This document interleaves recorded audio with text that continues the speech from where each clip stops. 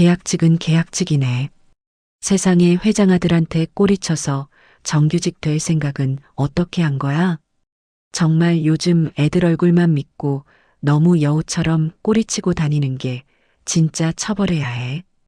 그 전에 잠깐 시청 전 구독과 좋아요 버튼 한번 누르고 더 많은 이야기를 전해보세요.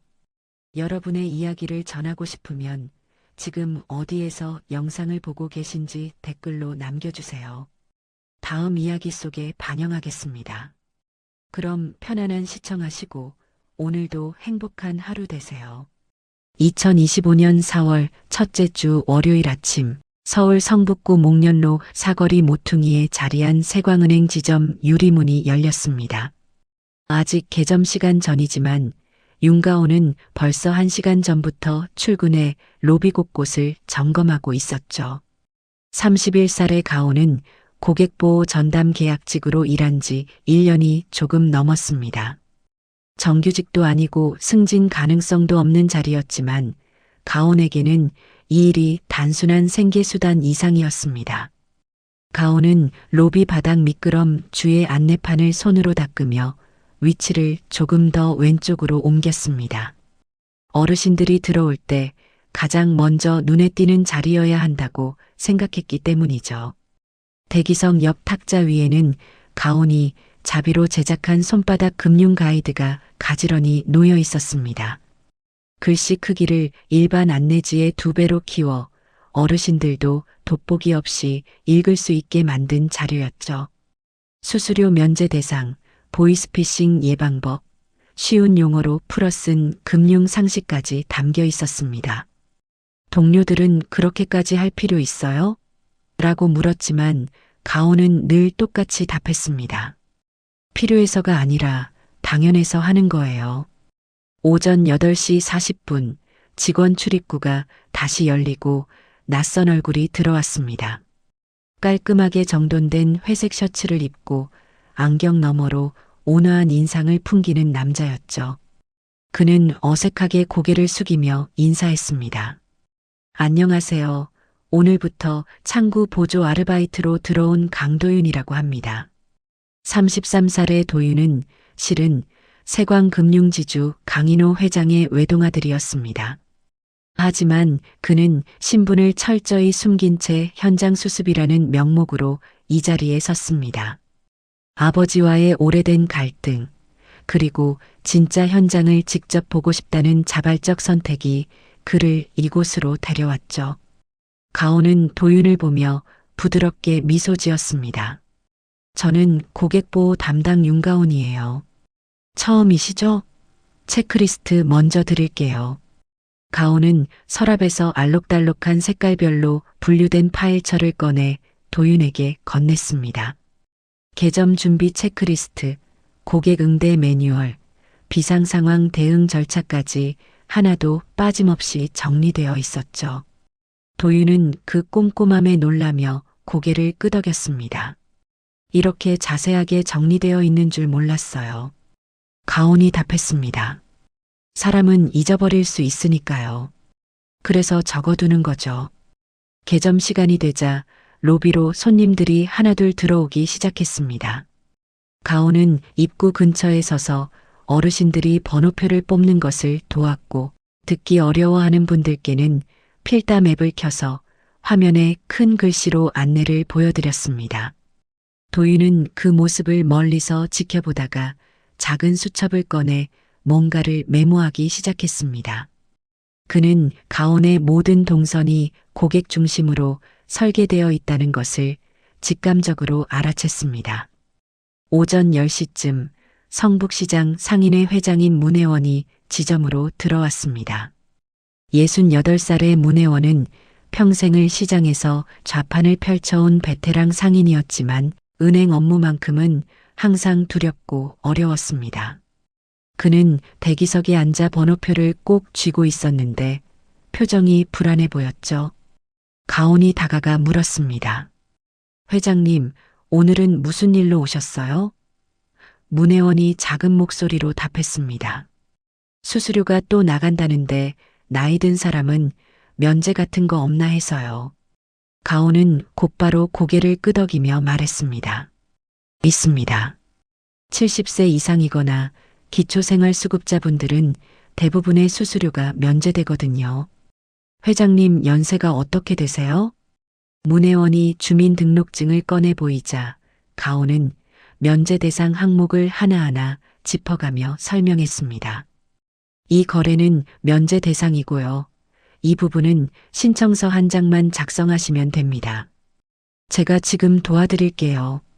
문혜원의 얼굴에 안도의 빛이 스쳤습니다. 이렇게까지 알려주는 데가 없었는데 말이야. 가온은 그저 당연하다는 듯 답했습니다. 아셔야 할 권리니까요. 그 순간 사무실 안쪽에서 백상훈 지점장이 나왔습니다. 49살의 백상훈은 비싼 넥타이를 메고 있었지만 셔츠는 늘 구겨져 있었고 눈가에는 피로가 묻어났습니다. 그는 실적에 집착하는 전형적인 중간 관리자였죠. 백상훈은 가온과 문혜원의 대화를 듣고는 다가와 말했습니다. 윤 대리, 고객님께 면제만 안내하지 말고 다른 상품도 권유 좀 해봐요. 예금이라든지 적금이라든지. 가온은 예의 바르게 고개를 숙이며 답했습니다. 지점장님, 이 고객님은 소득이 불규칙한 자영업자시고 추가 신용 권유는 규정 3조에 따라 적절하지 않습니다. 백상훈의 표정이 굳었습니다. 규정이 밥 먹여줘? 그의 목소리에는 짜증이 섞여 있었습니다. 가온은 침착하게 말을 이었습니다. 고객보호법 시행령 3조에 명시되어 있습니다. 상환 능력이 불확실한 고객에게 추가 신용을 권유하는 것은 금지라고요. 저는 규정을 지키는 게 고객님과 저희 둘 다를 지키는 길이라고 생각합니다. 백상훈은 더 이상 말을 잇지 못하고 돌아섰지만 눈빛은 차갑게 식어 있었습니다. 도윤은 그 장면을 조용히 지켜보다가 자신의 수첩에 또 한 줄을 적었습니다. 규정을 무기가 아니라 방패로 쓰는 사람. 그는 가온의 태도에서 무언가 특별한 것을 느꼈습니다. 대부분의 직원들은 상사의 눈치를 보거나 고객을 귀찮은 존재로 여기곤 했습니다.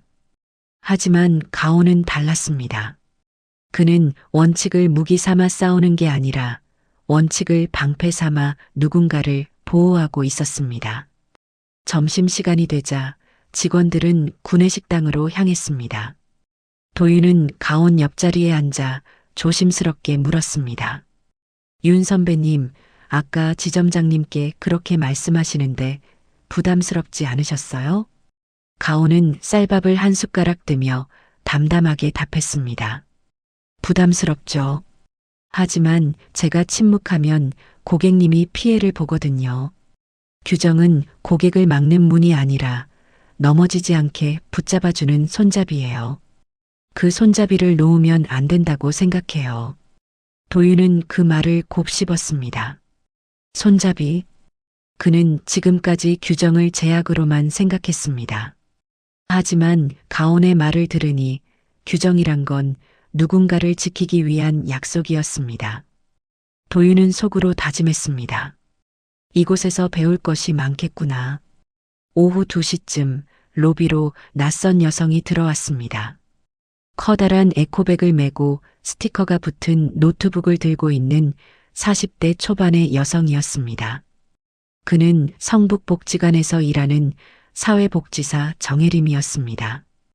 혜림은 가온을 찾아와 명함을 건네며 말했습니다. 안녕하세요. 저는 복지관에서 일하는 정혜림이라고 해요. 혹시 시간 나실 때 어르신 대상 금융교육 자원봉사 해주실 수 있으세요? 가온은 명함을 받아들며 고개를 끄덕였습니다. 네, 제가 퇴근 후라도 시간 내볼게요. 연락드릴게요. 혜림은 고맙다는 인사를 남기고 떠났고 가온은 그 명함을 주머니에 넣었습니다. 한편 창구 텔러인 한보배는 가온에게 다가와 작은 목소리로 속삭였습니다. 선배, 저렇게까지 하면 윗분들이 싫어해요. 우리 같은 사람들은 조용히 시키는 대로 하는 게 편해요. 27살의 보배는 현실적이고 눈치 빠른 사람이었습니다. 그는 조직에서 살아남으려면 목소리를 낮추고 고개를 숙이는 게 최선이라고 배워왔죠. 가온은 보배를 바라보며 부드럽게 말했습니다. 보배야, 싫어해도 해야 할 말은 해야지. 우리가 침묵하면 고객이 다쳐요. 보배는 더 이상 말하지 않았지만 표정이 복잡해 보였습니다. 그는 가온의 신념을 이해하면서도 그것이 자신을 위험에 빠뜨릴 수 있다는 것도 알고 있었습니다. 퇴근 시간이 다가오자 가온은 로비를 다시 한번 점검했습니다.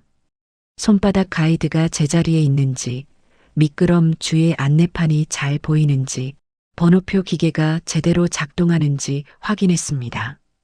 도윤은 그 모습을 보며 또 수첩에 한 줄을 적었습니다. 작은 계약직이지만 누군가의 신뢰엔 정규직이어야 한다. 그는 가온이라는 사람이 단순히 업무를 처리하는 게 아니라 신뢰라는 무형의 가치를 쌓고 있다는 것을 알아챘습니다. 밤이 되어 집으로 돌아온 가온은 작은 원룸 책상 앞에 앉았습니다. 책상 서랍 깊숙한 곳에는 돌아가신 외할머니 박정혜가 남긴 낡은 수첩이 있었습니다. 할머니는 평생을 시장 좌판에서 보내며 하루도 빠짐없이 수입과 지출을 기록했습니다. 수첩 첫 페이지에는 할머니의 필체로 이렇게 적혀 있었습니다. 돈은 등을 펴게도 굳게도 한다. 사람 먼저 보자. 가온은 그 문장을 손가락으로 쓰다듬으며 작게 중얼거렸습니다. 할머니, 제가 오늘도 사람을 먼저 봤어요. 사흘 뒤 목요일 오후 하늘이 잿빛으로 흐려지더니 빗방울이 떨어지기 시작했습니다. 세광은행 목련로 지점 로비는 평소보다 손님이 많았습니다. 비가 오면 어르신들이 우산을 챙기러 들렀다가 김 빠진 업무를 보곤 했기 때문이죠. 가온은 입구 옆에 우산꽂이를 하나 더 꺼내두고 바닥에 물기가 생기지 않도록 수건을 여러 장 깔아두었습니다. 도윤은 그런 가온의 동선을 유심히 관찰하며 또 수첩에 메모를 남겼습니다. 예방이 대응보다 앞선다. 오후 2시 반쯤 대기석 구석에 앉아있던 70대 후반의 노인이 갑자기 고개를 떨구며 축 늘어졌습니다. 옆에 앉아있던 손님이 놀라 소리쳤습니다. 저기요, 어르신이 쓰러지셨어요. 가온은 즉시 달려가 노인의 상태를 확인했습니다. 맥박은 뛰고 있었지만 호흡이 약했고 얼굴에 식은 땀이 흐르고 있었습니다. 가온은 침착하게 행동에 들어갔습니다. 보배 씨, 119 바로 연락하고요. 노식 씨는 담요 가져다 주세요. 가온의 목소리는 흔들림 없이 명확했습니다. 보안요원 박노식은 곧바로 비상용품 보관함에서 담요를 꺼내왔고 가온은 노인을 눕히며 담요를 덮어드렸습니다. 도윤이 다가와 물었습니다. 제가 뭘 도와드릴까요? 가온이 답했습니다. 저 어르신 가방 안에 약이 있을 거예요. 찾아서 사진 찍어두세요. 구급대원들이 올 때 필요합니다. 도윤은 노인의 동의를 구할 수 없는 상황이었지만 생명이 우선이라는 판단하에 가방을 열어 약봉지를 찾아냈습니다. 혈압약과 당뇨약이었습니다. 그는 재빨리 휴대폰으로 약 이름과 복용량을 사진으로 남겼습니다. 가온은 노인의 손을 가볍게 잡고 말을 걸었습니다. 어르신 괜찮으세요? 곧 구급차 올 거예요. 손 꽉 잡고 계세요. 노인은 희미하게 눈을 뜨며 고개를 끄덕였습니다. 5분 뒤 구급대원들이 도착했고 가온은 발견 당시 상황과 복용 중인 약 정보를 정확히 전달했습니다. 구급대원 중 한 명이 고개를 끄덕이며 말했습니다. 약 정보 미리 확인해 주셔서 감사합니다. 큰 도움 됩니다. 노인은 들것에 실려 병원으로 이송되었고 로비는 다시 고요해졌습니다.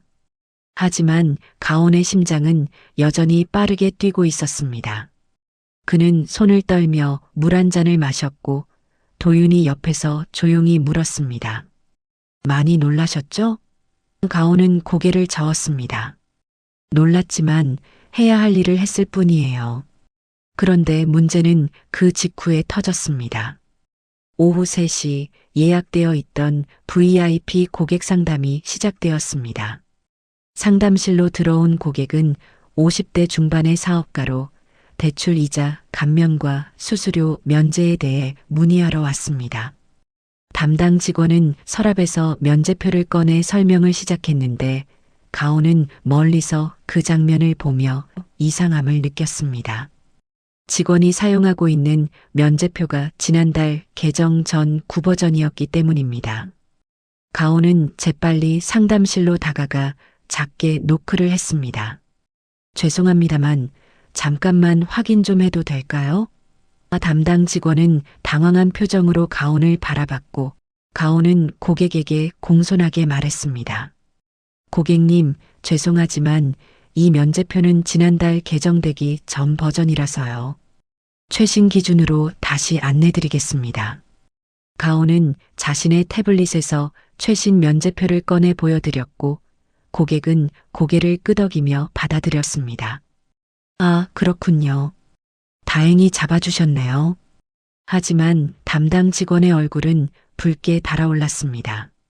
고객 앞에서 실수가 드러난 것은 큰 창피였기 때문이죠. 상담이 끝난 뒤 그 직원은 가온에게 차가운 목소리로 말했습니다. 왜 미리 알려주지 않고 고객 앞에서 그러세요? 가온은 미안한 표정을 지으며 답했습니다. 죄송해요. 그런데 상담이 진행 중이어서 즉시 정정하는 게 맞다고 판단했어요. 그 소식은 곧바로 백상훈 지점장의 귀에 들어갔습니다.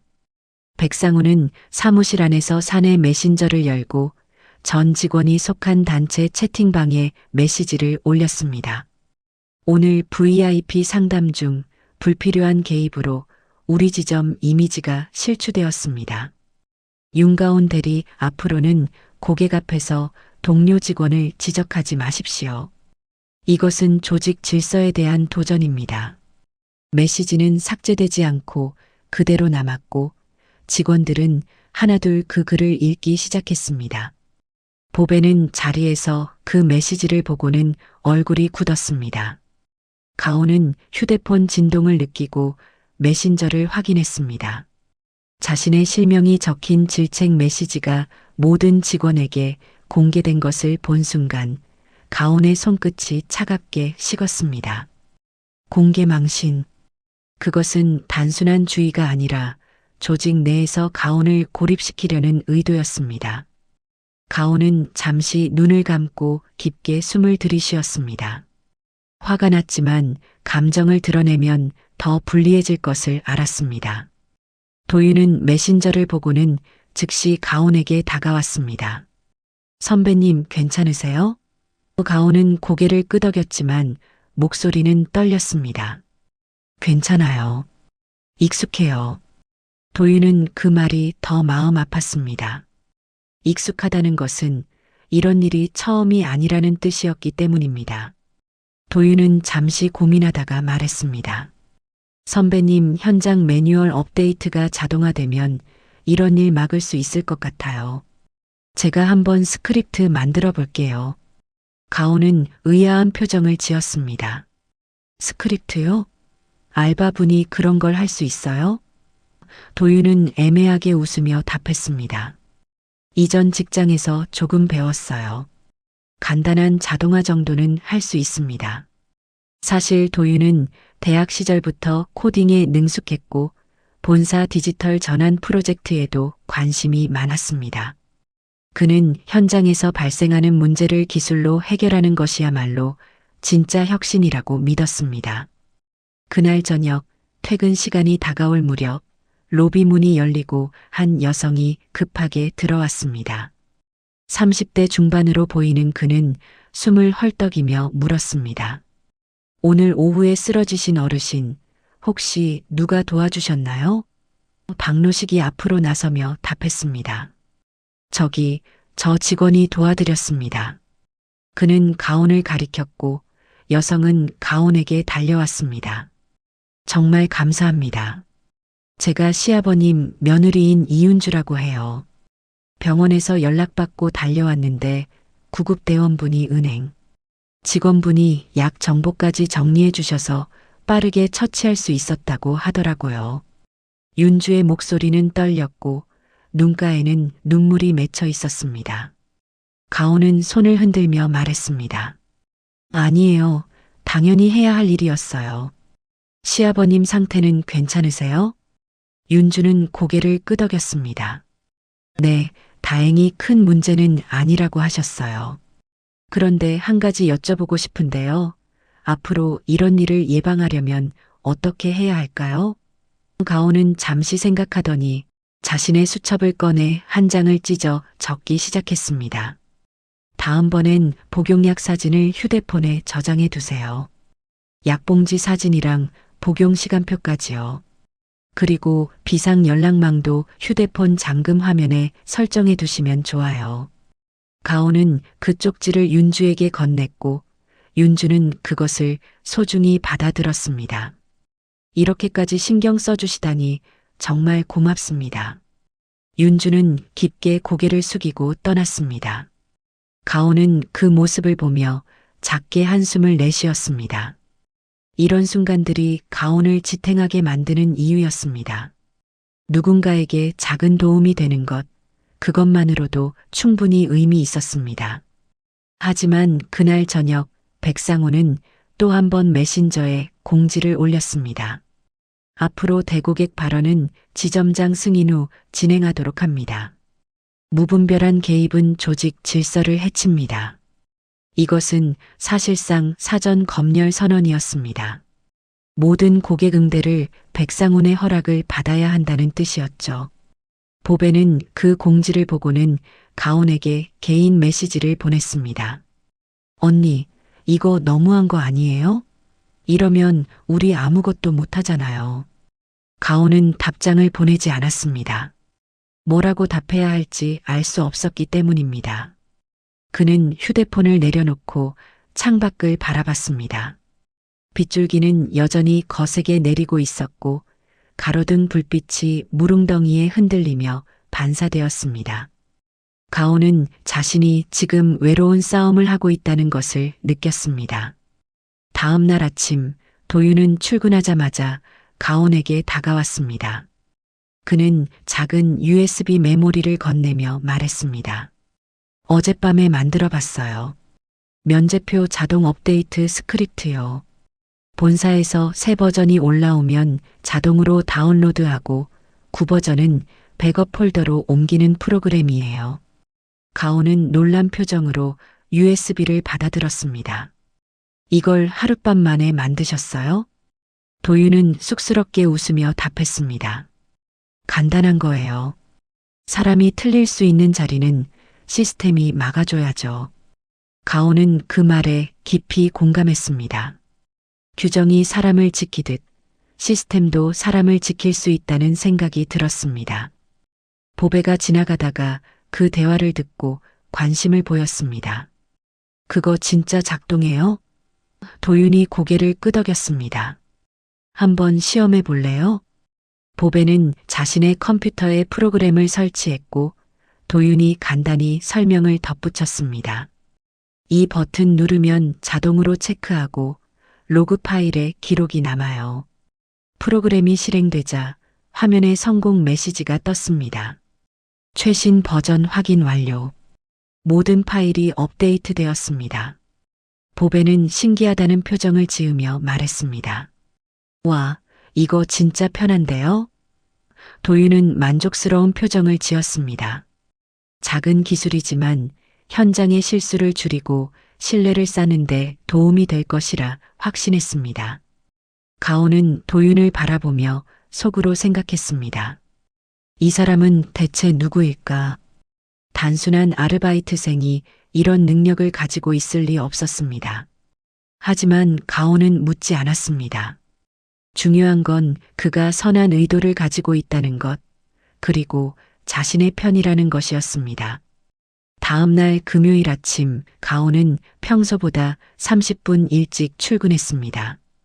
어젯밤 잠을 설쳤기 때문에 눈가에 피로가 묻어났지만 로비 점검만큼은 빠뜨릴 수 없었습니다. 손바닥 가이드를 정리하고 대기석 쿠션을 펴고 번호표 용지를 보충하는 동안 가온의 머릿속에는 어제 있었던 일들이 계속 맴돌았습니다. 공개 질책 메시지, 사전 승인 공지, 그리고 동료들의 미묘한 시선들. 가온은 자신이 점점 조직 내에서 고립되어 가고 있다는 것을 느꼈습니다. 오전 9시 반쯤 백상훈 지점장이 긴장된 표정으로 사무실에서 나왔습니다. 그의 손에는 휴대폰이 들려 있었고 통화를 막 끝낸 듯 보였습니다. 백상훈은 가온을 힐끗 쳐다보더니 다시 사무실로 들어갔습니다. 그 시선에는 뭔가 날카로운 것이 섞여 있었습니다. 가온은 불안한 예감이 들었지만 업무에 집중하려 애썼습니다. 그런데 오전 10시 본사준법 감시팀에서 전화가 걸려왔습니다. 백상훈이 전화를 받았고 통화 내용은 직원들에게 공개되지 않았습니다. 하지만 백상훈의 표정이 점점 굳어지는 것을 보배가 멀리서 목격했습니다. 통화가 끝난 뒤 백상훈은 곧바로 컴퓨터 앞에 앉아 무언가를 빠르게 타이핑하기 시작했습니다. 그는 지난 일주일간의 업무 보고서를 다시 열어보고 있었습니다. 사실 본사의 VIP 고객으로부터 컴플레인이 접수된 상태였습니다. 어제 수수료 면제 설명이 오락가락했다는 내용이었습니다. 고객은 처음 받은 설명과 나중에 정정된 설명이 달라서 혼란스러웠다고 불만을 표시했습니다. 물론 최종적으로는 정확한 정보를 받았지만 그 과정에서 지점의 전문성에 의문을 품게 되었다는 것이었습니다. 본사 입장에서는 VIP 고객의 불만은 민감한 사안이었고 준법감시팀에서 직접 조사에 나서기로 결정했습니다. 백상훈은 이 상황을 자신에게 유리하게 만들어야 한다고 판단했습니다. 그는 지난주에 작성했던 면제표 업데이트 요청 보고서를 다시 열었습니다. 원래 그 보고서에는 현장 직원들의 혼선 방지를 위해 자동 업데이트 시스템 필요라고 적혀 있었습니다. 하지만 백상훈은 결제선 코멘트란을 수정하기 시작했습니다. 윤가온 대리가 구버전 사용 지적, 현장 혼선 발생이라고 새로 입력한 것입니다. 미묘한 차이였지만 책임의 방향을 바꾸는 결정적인 변화였습니다. 백상훈은 수정된 보고서를 본사에 재전송하며 첨부 메일을 작성했습니다. 해당 건은 고객보호 담당자의 과도한 개입으로 인해 발생한 것으로 판단됩니다. 상담 중 동료 직원을 공개 지적하여 고객 신뢰를 저해했으며 사전 조율 없이 독단적으로 행동했습니다. 백상훈은 마우스 커서를 전송 버튼 위에 올려놓고 잠시 망설였습니다. 하지만 곧 클릭했습니다. 이메일은 본사로 날아갔고 백상훈은 안도의 한숨을 내쉬었습니다. 점심시간이 되자 직원들은 구내식당으로 향했습니다. 하지만 백상훈은 몇몇 직원들을 따로 불러 세웠습니다. 요즘 지점 분위기가 좀 이상하지 않아요? 계약직이 정규직보다 목소리가 크면 곤란하죠. 백상훈의 말투는 가볍게 들렸지만 의도는 명확했습니다. 가온을 조직의 문제아로 만들려는 것이었습니다. 몇몇 직원들은 어색하게 웃으며 고개를 끄덕였지만 보배는 입술을 깨물며 아무 말도 하지 않았습니다. 보배는 식판을 들고 자리에 앉았지만 밥맛이 없었습니다. 가온은 옆자리에 앉아 조용히 식사를 하고 있었습니다. 보배는 가온에게 뭔가 말을 해주고 싶었지만 입이 떨어지지 않았습니다. 만약 자신이 가온 편을 들었다가 같이 찍히면 어떡하나 하는 두려움이 있었기 때문입니다. 보배는 스스로가 비겁하다는 것을 알았지만 그렇다고 용기를 낼 수도 없었습니다. 오후 2시쯤 본사준법 감시팀 오지은 과장에게서 백상훈에게 전화가 걸려왔습니다. 37살의 오지은은 감정을 절제하고 이성적으로 판단하는 것으로 유명한 사람이었습니다. 그는 무채색 정장을 즐겨 입었고 말을 아꼈지만 말할 때는 직설적이었습니다. 지점장님, 어제 VIP 건으로 로그 조회를 진행하겠습니다. 다음 주 월요일에 현장 방문 예정이니 관련 자료 준비해 주세요. 백상우는 당황하며 물었습니다. 로그 조회까지 필요한가요? 오지은은 담담하게 답했습니다. 절차입니다. 보고서 내용과 실제 시스템 기록이 일치하는지 확인해야 합니다. 백상우는 식은땀이 흘렀습니다. 로그를 조회하면 자신이 보고서 결제선을 수정한 흔적이 드러날 수도 있었기 때문입니다. 하지만 더 큰 문제는 로그 조회가 시작되기 전에 가온을 먼저 제거해야 한다는 것이었습니다. 백상우는 전화를 끊고 곧바로 인사팀에 연락했습니다. 윤가온 대리건으로 징계위원회 회부를 요청합니다. 사유는 고객 불편 유발 및 조직 질서 문란입니다. 인사팀 담당자는 잠시 망설이다가 물었습니다. 구체적인 증거 자료가 있나요? 백상우는 준비된 듯 답했습니다. VIP 컴플레인 접수건, 사내 메신저 경고 기록, 그리고 동료 직원 증언 확보 가능합니다. 증언이라는 말에 백상우는 또다시 몇몇 직원들을 개별적으로 불렀습니다. 윤 대리가 최근 독단적으로 행동한 적 있죠? 사실대로만 말해주면 됩니다.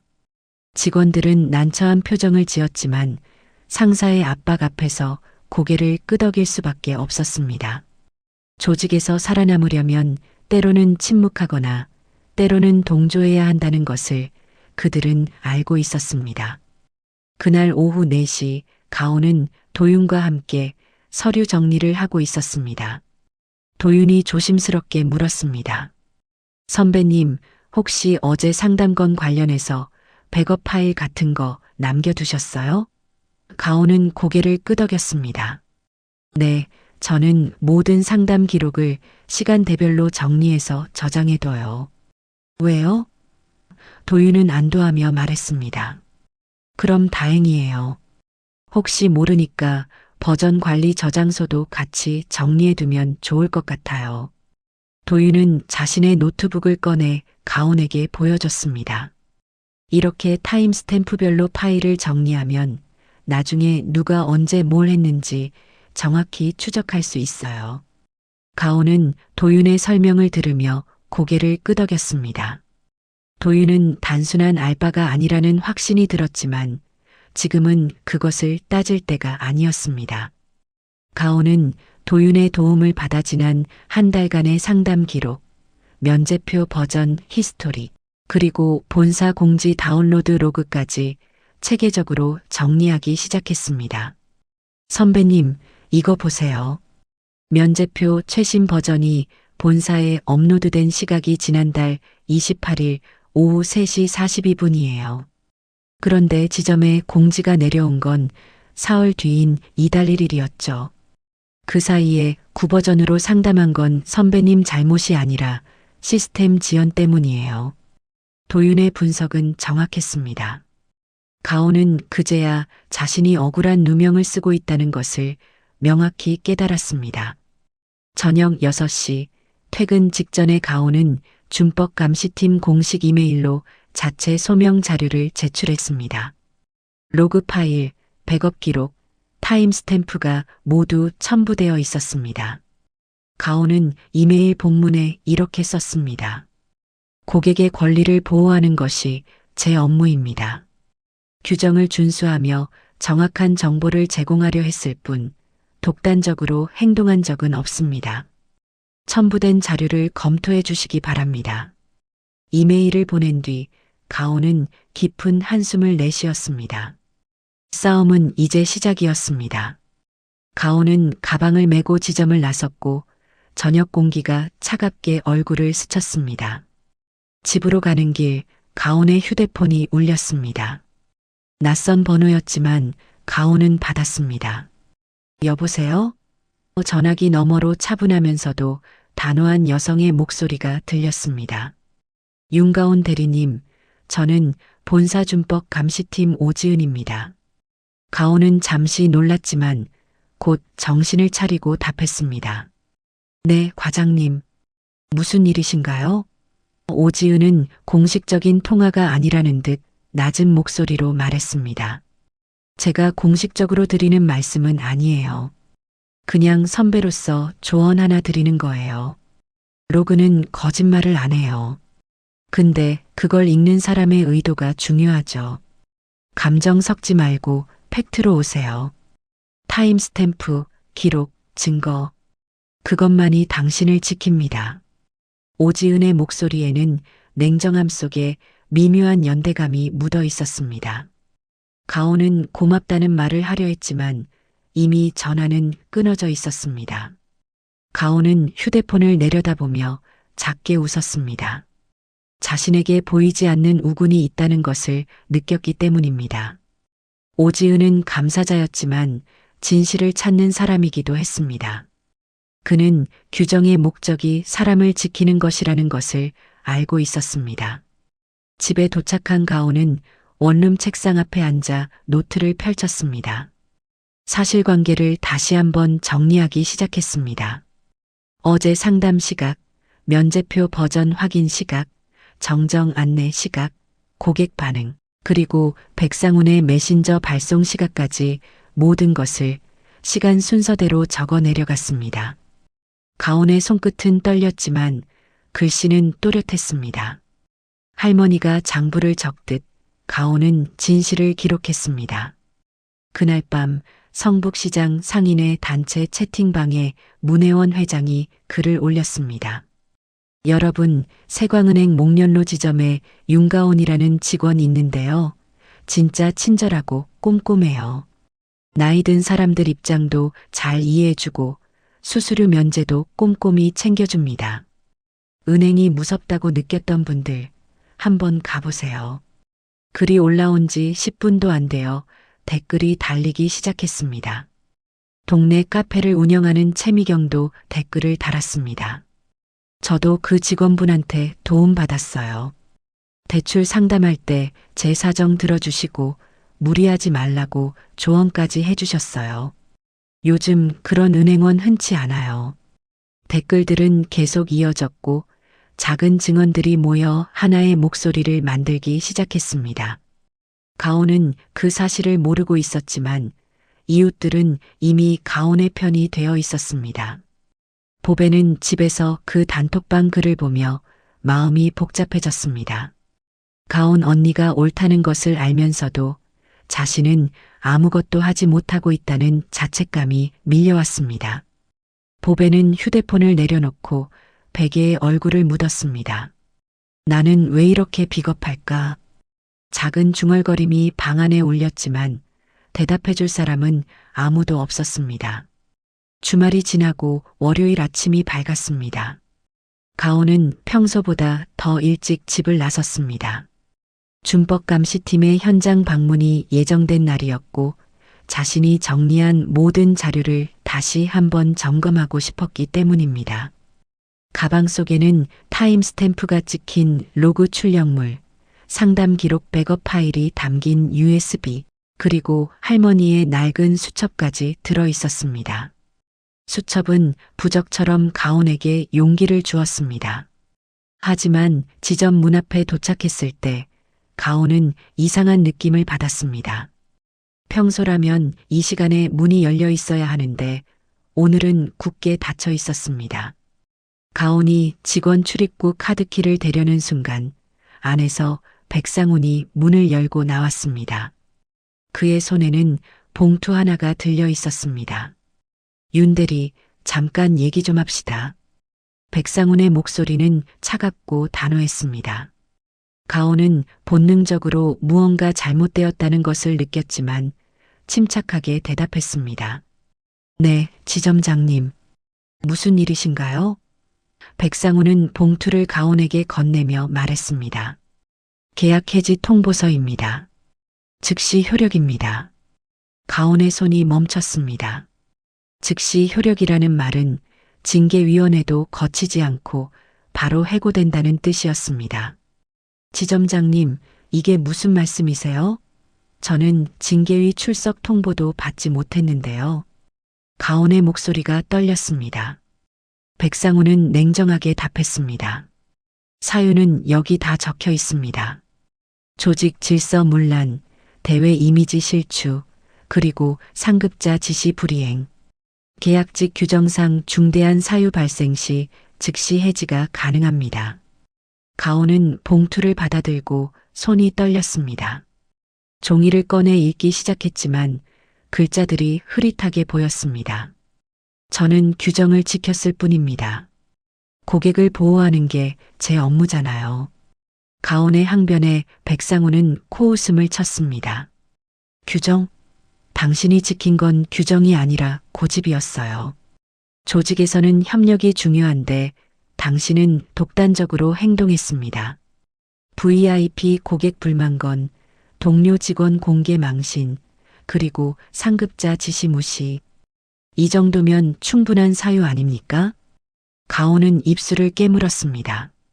변명하고 싶었지만 백상훈의 표정은 이미 결론을 내린 사람의 것이었습니다.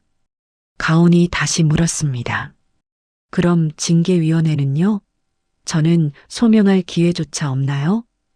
백상훈은 또 다른 서류를 꺼내 보였습니다. 징계위 출석권 포기각서입니다. 여기 서명하면 조용히 정리할 수 있어요. 거부하면 보안 출입 정지 조치로 즉시 퇴거됩니다. 선택은 당신 몫이에요. 가온은 그 서류를 보며 숨이 막혔습니다. 이것은 선택이 아니었습니다. 서명하든 거부하든 결과는 똑같았습니다. 가온은 서류를 밀어내며 말했습니다. 서명 안 합니다. 저는 잘못한 게 없어요. 백상우는 예상했다는 듯 고개를 끄덕였습니다. 그럼 보안 조치로 들어갑니다. 박요원. 백상훈의 외침에 박노식이 안쪽에서 나왔습니다. 그의 표정은 괴로워 보였습니다. 윤 대리님, 죄송하지만 출입증 반납하셔야 합니다. 박노식의 목소리는 떨렸습니다. 가온은 목에 걸린 출입증을 천천히 풀어 박노식에게 건넸습니다. 그 순간 가온은 자신이 정말로 이곳에서 쫓겨나고 있다는 것을 실감했습니다. 백상훈이 덧붙였습니다. 사물함에 있는 개인 물품은 나중에 우편으로 보내드리겠습니다. 지금은 건물에서 나가주세요. 가온은 고개를 들어 지점 유리문 너머를 바라봤습니다. 로비에는 자신이 정성껏 배치해둔 손바닥 가이드가 보였고 대기석 쿠션도 보였습니다. 그 모든 것이 이제 가온의 것이 아니었습니다. 가온은 가방을 메고 돌아서려는데 안쪽에서 도윤이 급하게 뛰어나왔습니다. 선배님. 도윤은 숨을 헐떡이며 가온에게 다가왔습니다. 무슨 일이에요?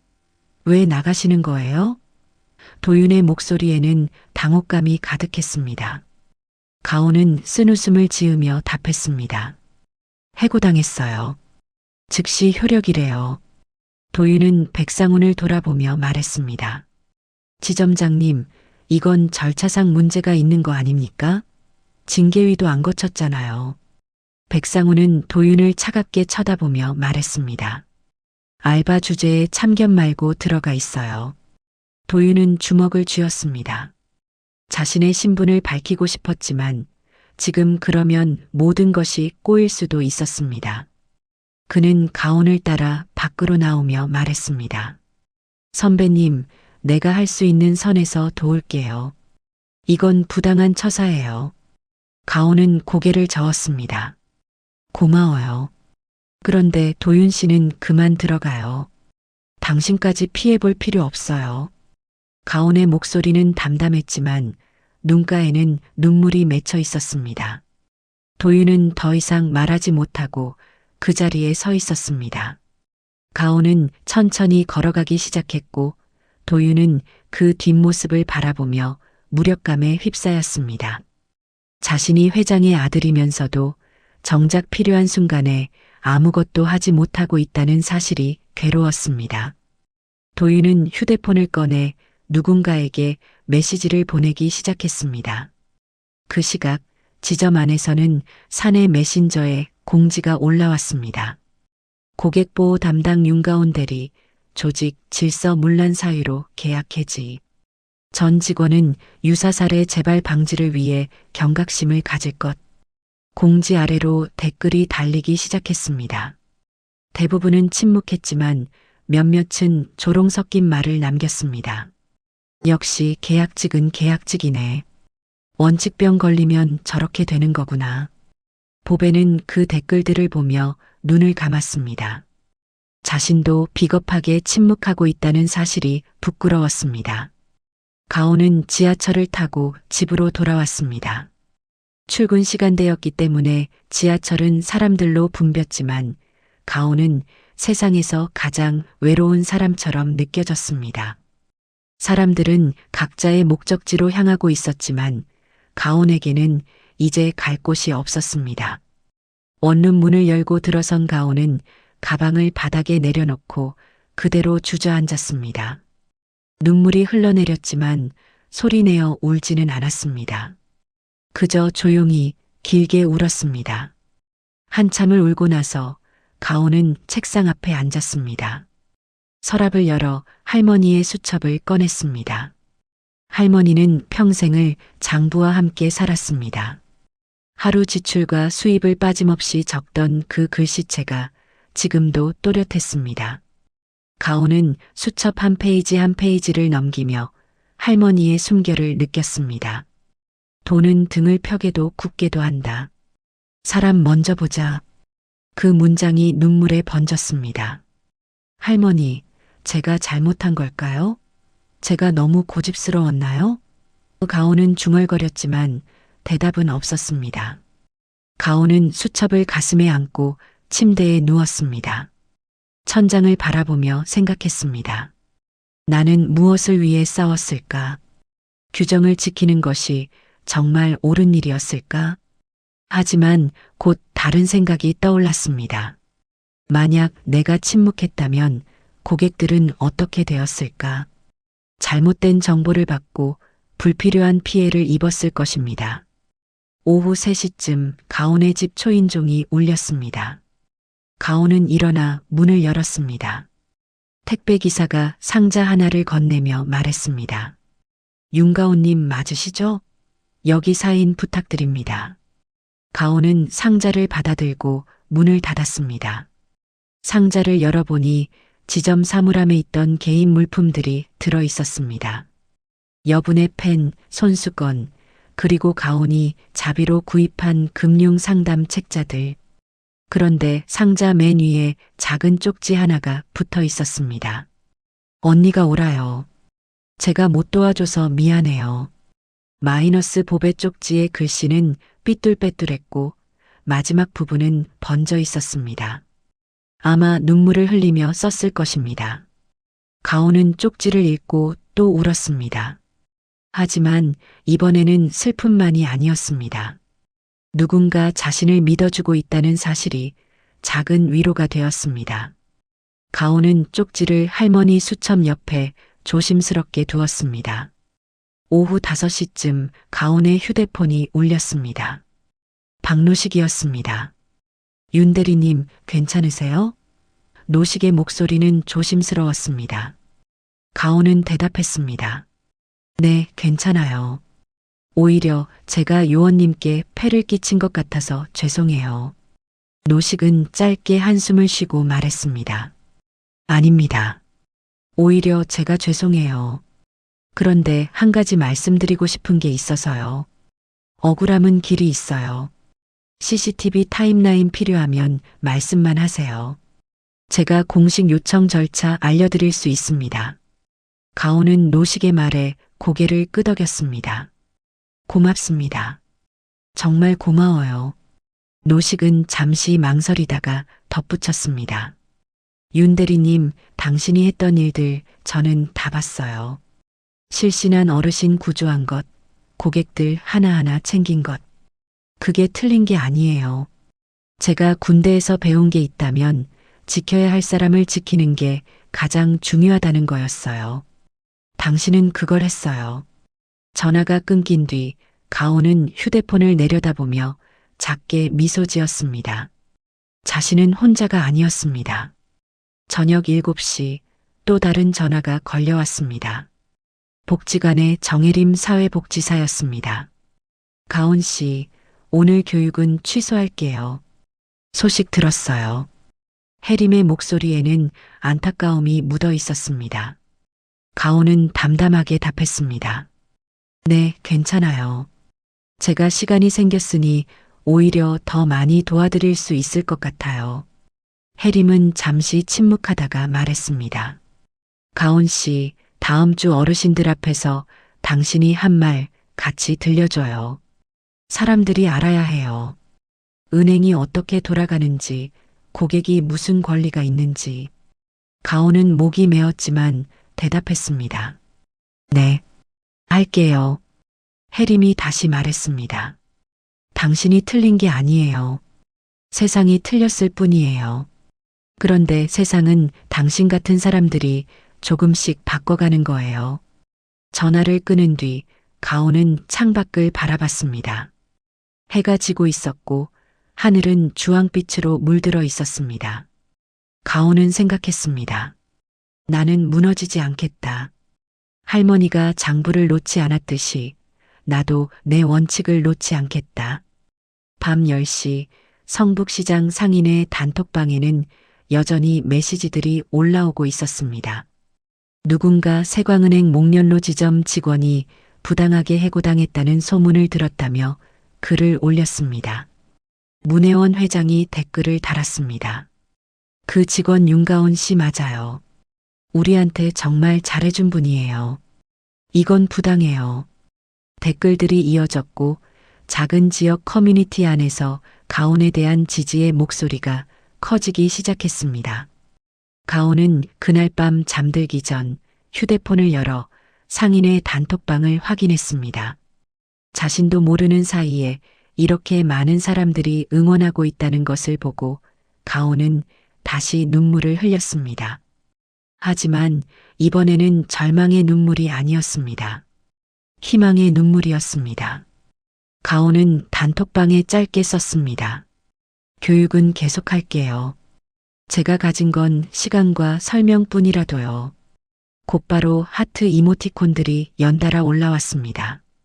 가온은 휴대폰을 내려놓고 침대에 누웠습니다. 몸은 지쳤지만 마음은 조금 가벼워졌습니다. 싸움은 끝나지 않았습니다.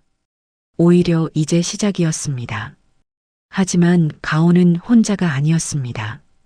보배의 쪽지, 노식의 전화, 혜림의 격려, 그리고 상인들의 응원. 그 모든 것이 가온에게 다시 일어설 힘을 주었습니다. 가온은 눈을 감으며 중얼거렸습니다. 할머니, 저 무너지지 않을게요. 사람 먼저 보겠습니다. 해고 다음 날 화요일 아침 가온은 평소 출근 시간에 눈을 떴습니다. 몸이 기억하는 시간이었죠. 하지만 이제 갈 곳이 없다는 사실을 깨달은 순간 가온은 다시 이불을 뒤집어 썼습니다. 천장을 바라보며 가만히 누워 있었지만 잠은 오지 않았습니다. 머릿속에는 어제 있었던 일들이 끊임없이 재생되었습니다. 백상훈의 차가운 목소리, 출입증을 반납하던 순간, 그리고 지점을 떠나며 뒤돌아보던 그 마지막 풍경. 가온은 일어나 부엌으로 갔습니다. 냉장고를 열었지만 식욕이 없었습니다. 물 한 잔을 따라 마시고 창가에 서서 밖을 내다봤습니다. 사람들은 여전히 바쁘게 출근길을 서두르고 있었습니다. 세상은 변함없이 돌아가고 있었지만 가온의 세계는 멈춰 있었습니다.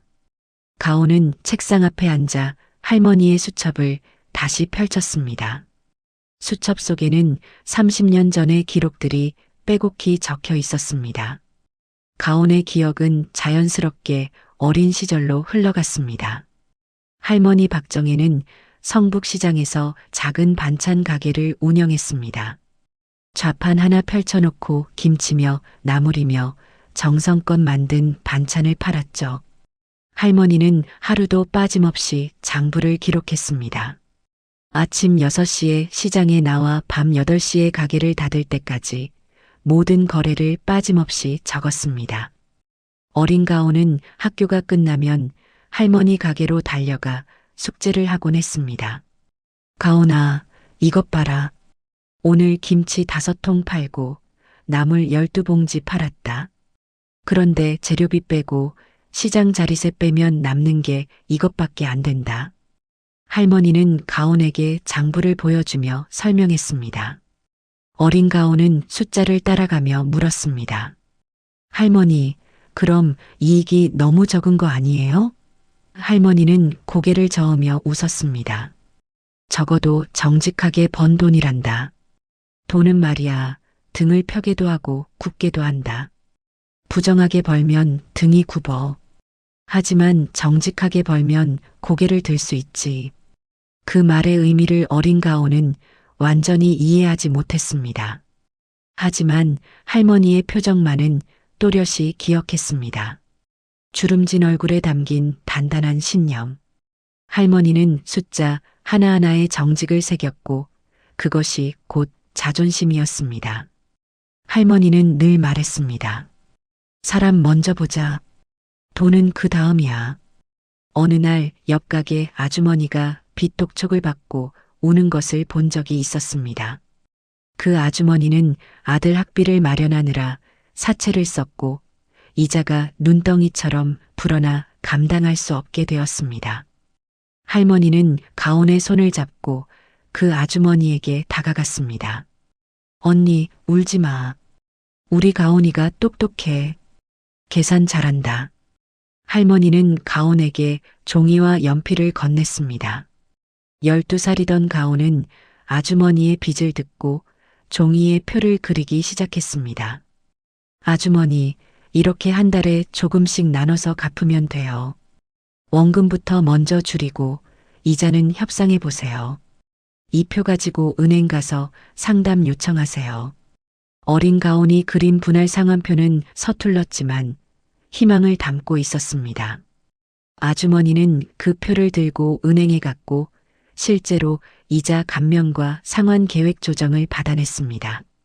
며칠 뒤 아주머니는 할머니 가게로 찾아와 고맙다며 떡을 놓고 갔습니다. 가온이 덕분에 살았어요. 할머니는 가온의 머리를 쓰다듬으며 말했습니다. 그래, 숫자는 사람을 살릴 수도 있단다. 하지만 숫자만 보면 안 돼. 그 뒤에 있는 사람을 봐야지. 그날 가온의 마음속에 씨앗 하나가 심어졌습니다. 금융이란 숫자가 아니라 사람을 위한 것이라는 믿음. 플래시백에서 벗어난 가온은 현재로 돌아왔습니다.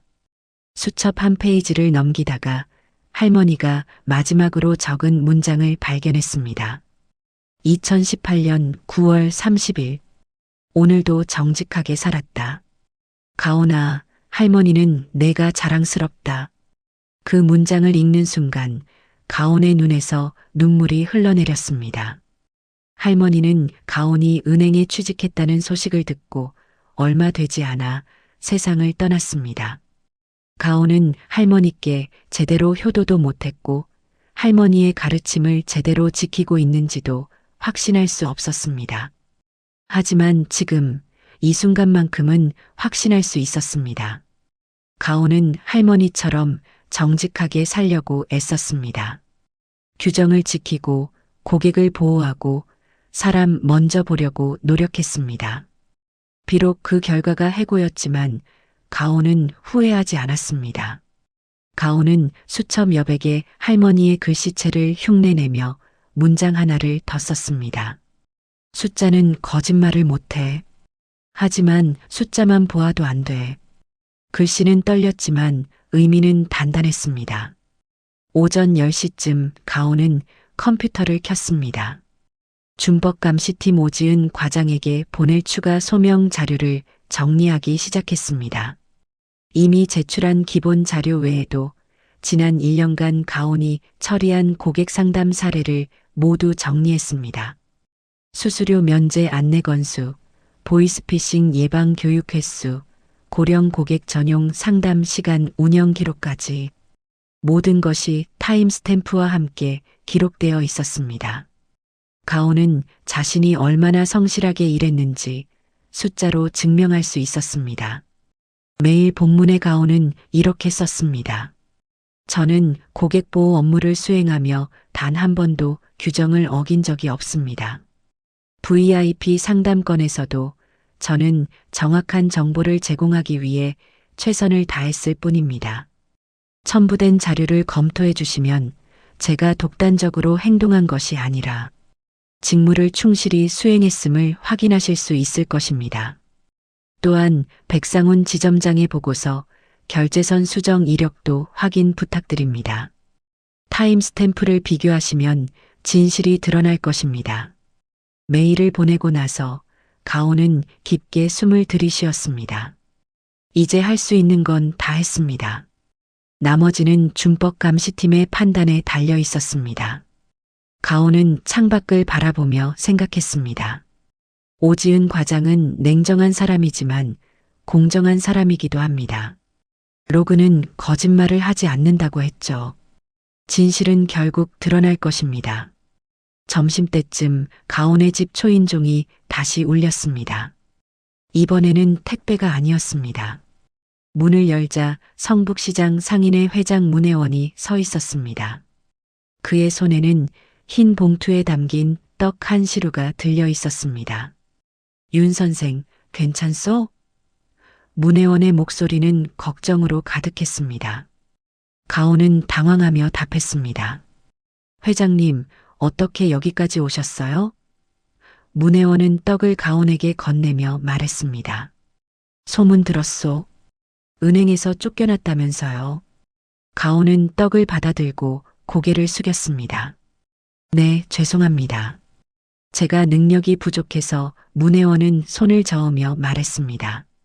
무슨 소리요? 당신은 잘못한 게 없어요. 오히려 우리가 미안하지. 당신 덕분에 겁나던 은행 문을 열었는데 그 은행이 당신을 버렸다니 말이요. 문혜원의 눈에는 분노와 안타까움이 섞여 있었습니다. 가온은 눈물이 날 것 같았지만 참으며 말했습니다. 괜찮아요.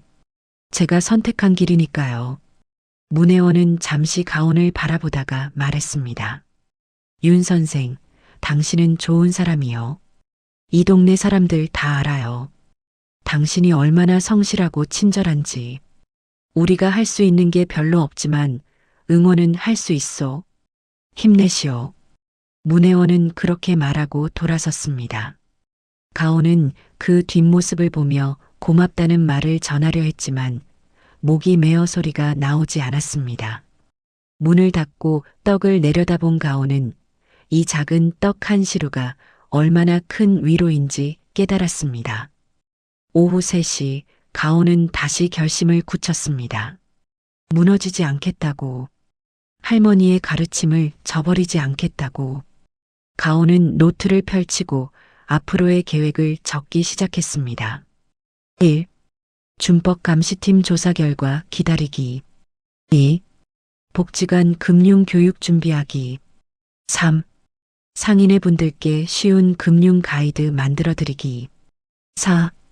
부당해고 관련 법률 상담 알아보기. 가온은 계획을 적으며 조금씩 마음을 추스렸습니다. 할 일이 있다는 것, 그것만으로도 희망이 되었습니다. 규정은 사람을 지키라고 있는 거야. 나도 규정으로 나를 지킨다.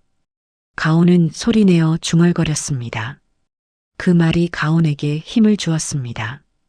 가온은 노동청 홈페이지에 접속해 부당해고 구제 신청 절차를 찾아보기 시작했습니다. 계약직도 부당해고 보호 대상이 될 수 있다는 것을 확인했습니다. 특히 징계 절차를 제대로 거치지 않은 경우 구제 가능성이 높다는 내용도 있었습니다. 저녁 무렵 가온의 이메일로 메시지 하나가 도착했습니다. 발신자는 강도윤이었습니다. 제목은 선배님께 드리는 자료였습니다. 가온은 메일을 열어봤습니다. 본문에는 이렇게 적혀 있었습니다. 선배님, 제가 이름을 올릴 순 없어도 절차는 제대로 밟게요. 첨부 파일은 면제표 업데이트 자동화 시스템 로그입니다. 본사에서 언제 파일을 업로드했고 지점에서 언제 다운로드했는지 모든 기록이 남아 있습니다.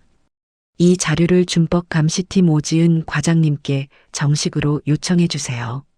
첨부 파일을 열어보니 정말로 모든 타임스탬프가 상세히 기록되어 있었습니다. 본사가 최신 면제표를 업로드한 시각, 지점에 공지가 전달된 시각, 그리고 각 직원이 다운로드한 시각까지. 이 자료만 있으면 가온이 9버전을 사용한 것이 고의가 아니라 시스템 지연 때문이었다는 것을 명확히 증명할 수 있었습니다. 가온은 감격하며 답장을 보냈습니다.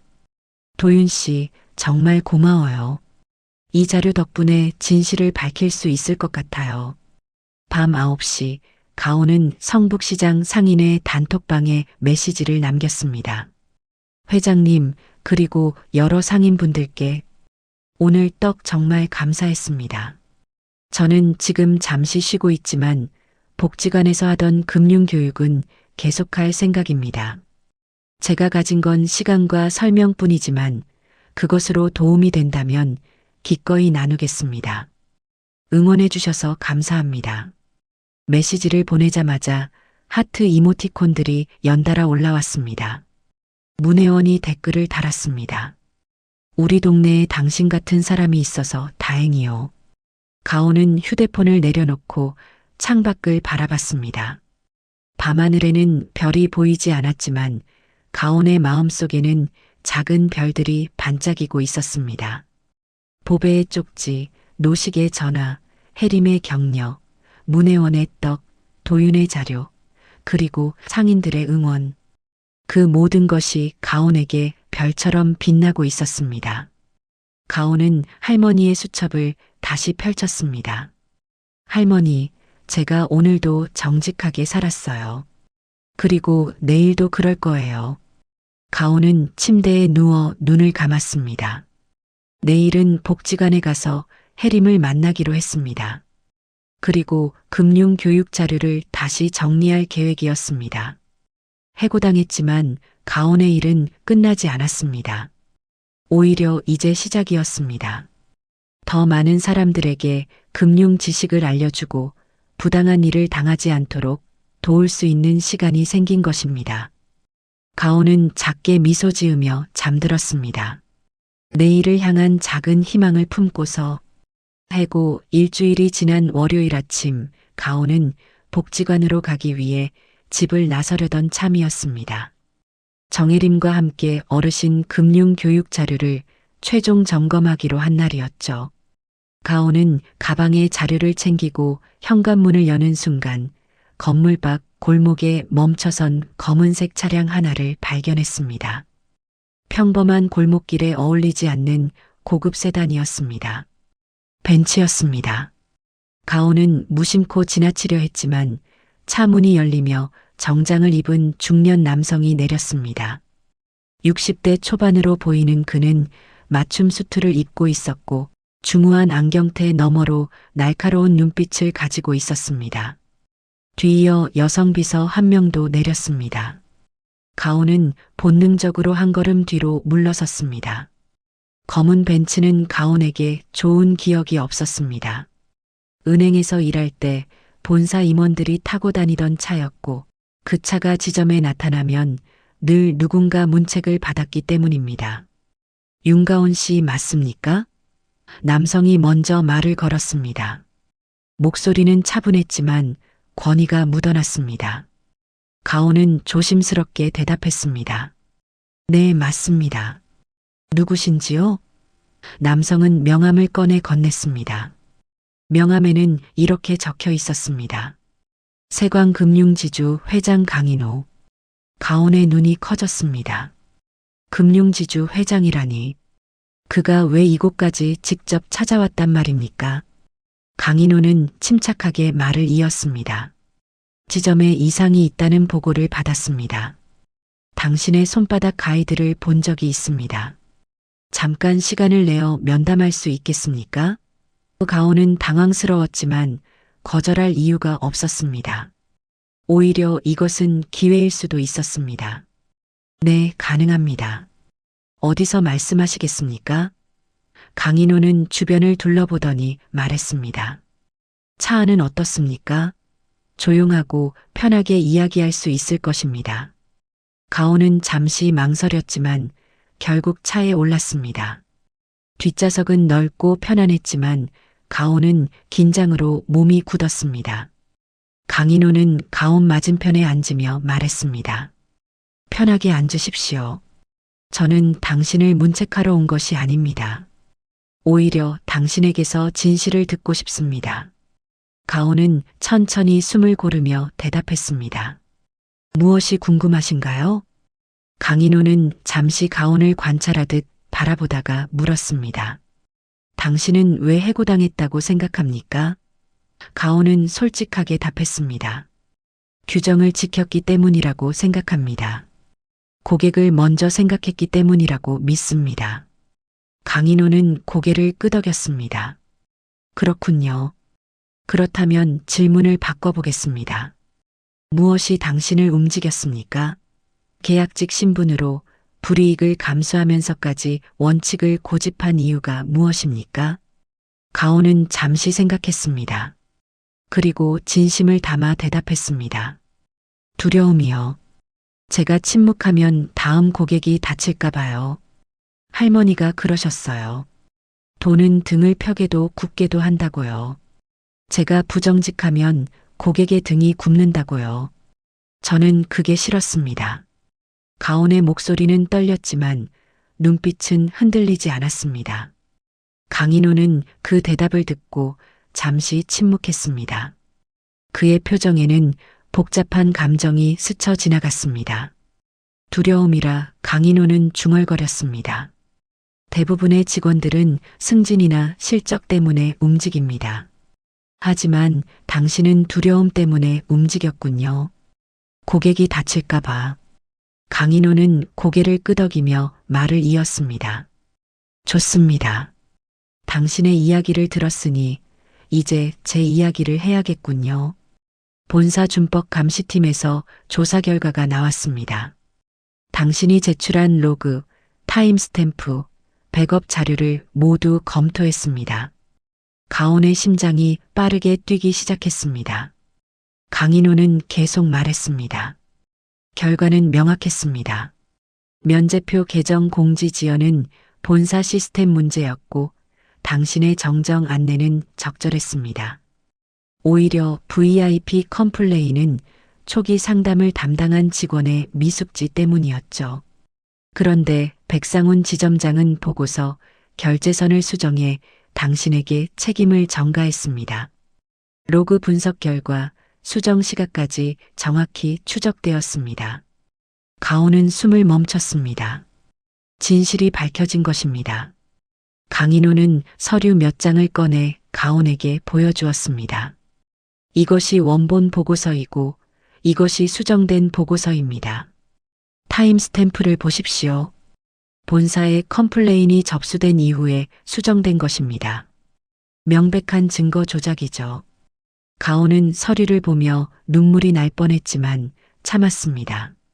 자신이 억울하게 해고당했다는 것이 공식적으로 확인된 것입니다. 그렇다면 저는 가온이 떨리는 목소리로 물었습니다.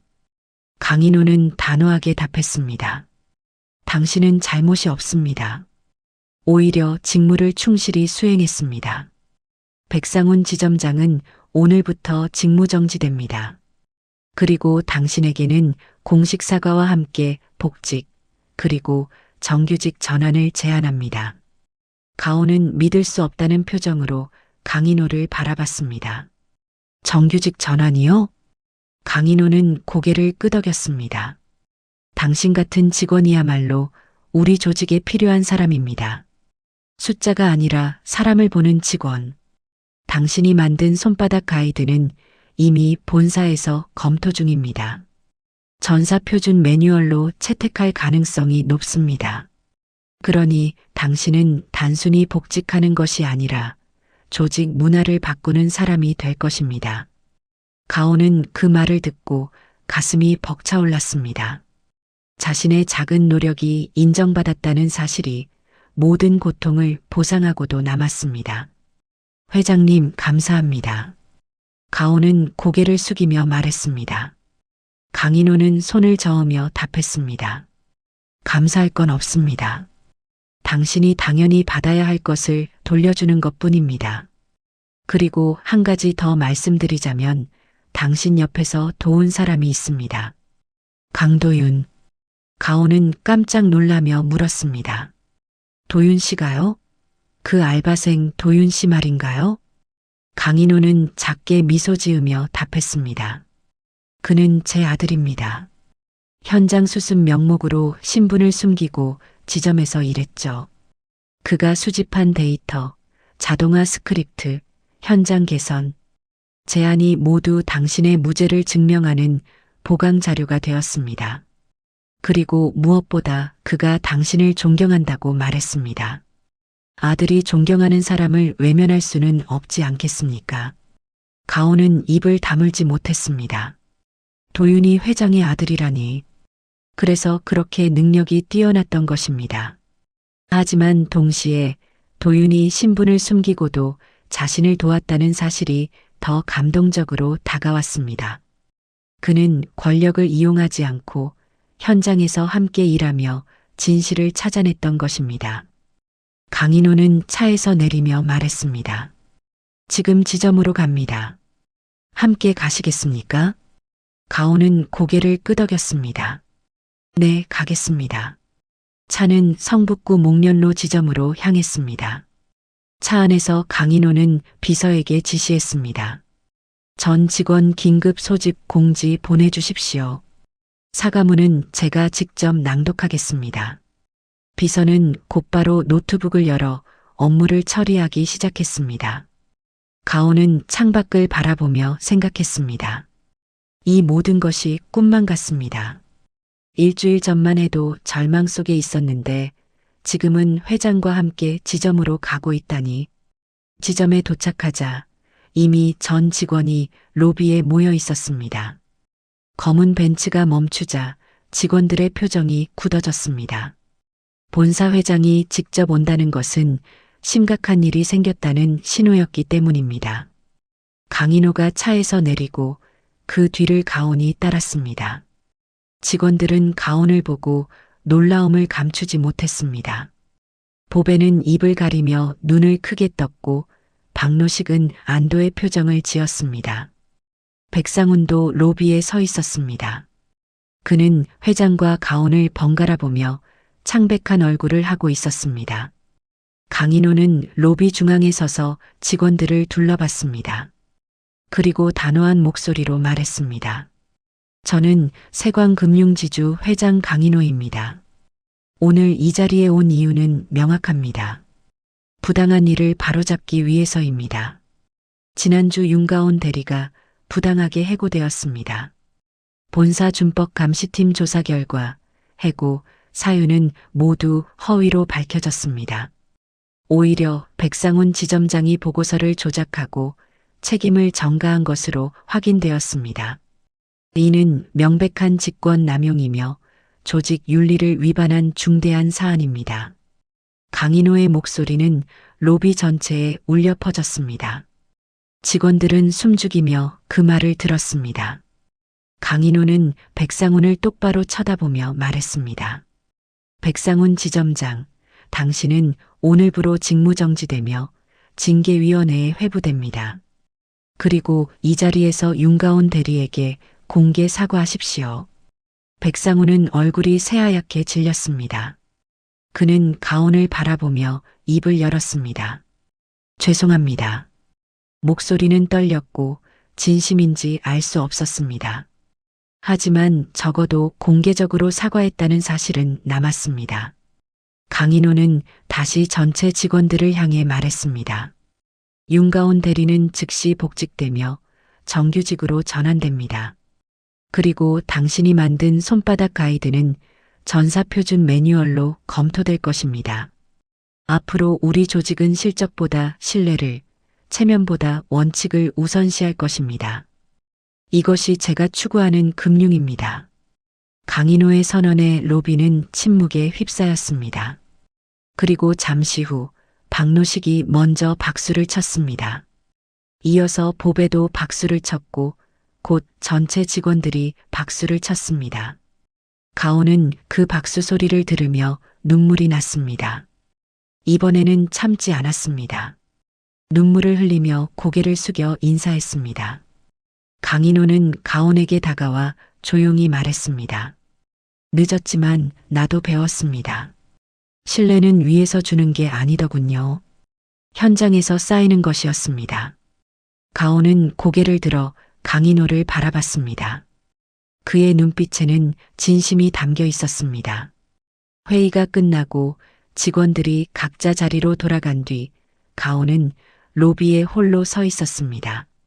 그리고 조용히 손바닥 가이드가 놓인 탁자로 걸어갔습니다. 일주일 동안 비어있던 그 자리가 이제 다시 가온의 것이 되었습니다. 가온은 가이드를 손으로 쓰다듬으며 작게 웃었습니다. 할머니, 제가 해냈어요. 그때 뒤에서 목소리가 들렸습니다. 선배님, 도윤이었습니다. 가온은 돌아서서 도윤을 바라봤습니다. 도윤 씨 아니, 이제 뭐라고 불러야 하죠? 도윤은 쑥스럽게 웃으며 답했습니다. 그냥 도윤이라고 불러주세요.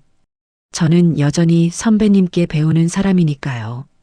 가온은 고개를 저었습니다. 아니에요. 도윤 씨가 저를 구해줬어요. 고마워요.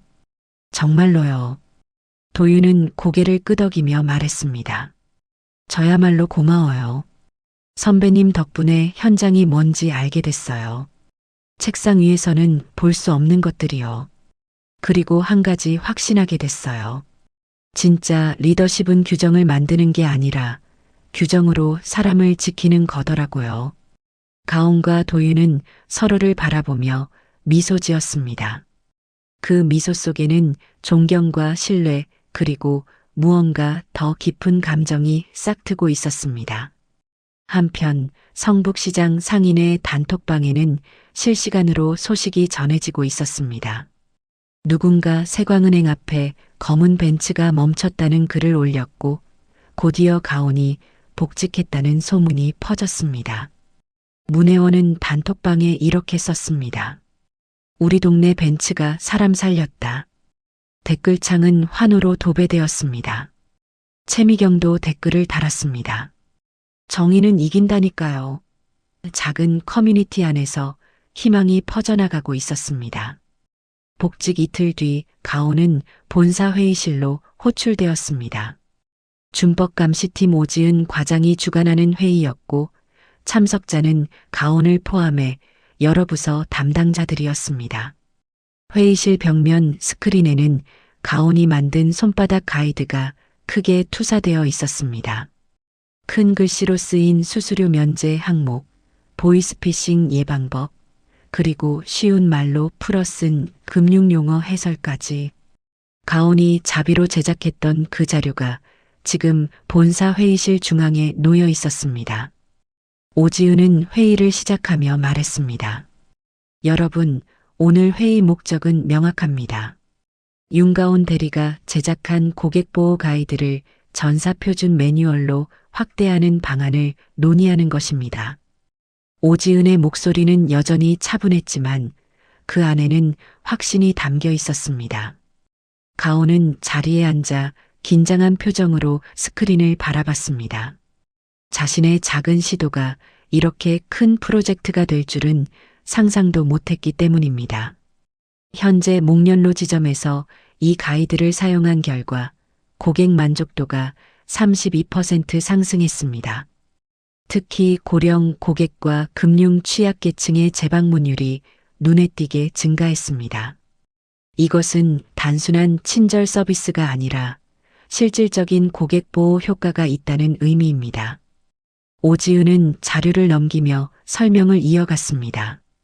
가온은 자신이 만든 가이드가 숫자로 증명되고 있다는 사실에 가슴이 벅차올랐습니다. 따라서 본사 결정은 이렇습니다. 우선 전국 30개 점포에서 파일럿 프로그램을 시작합니다. 각 지점에는 윤가온 대리의 가이드를 기본 템플릿으로 제공하되 지역 특성에 맞게 수정할 수 있도록 합니다. 3개월 후 성과를 평가해 전국 확대 여부를 결정하겠습니다.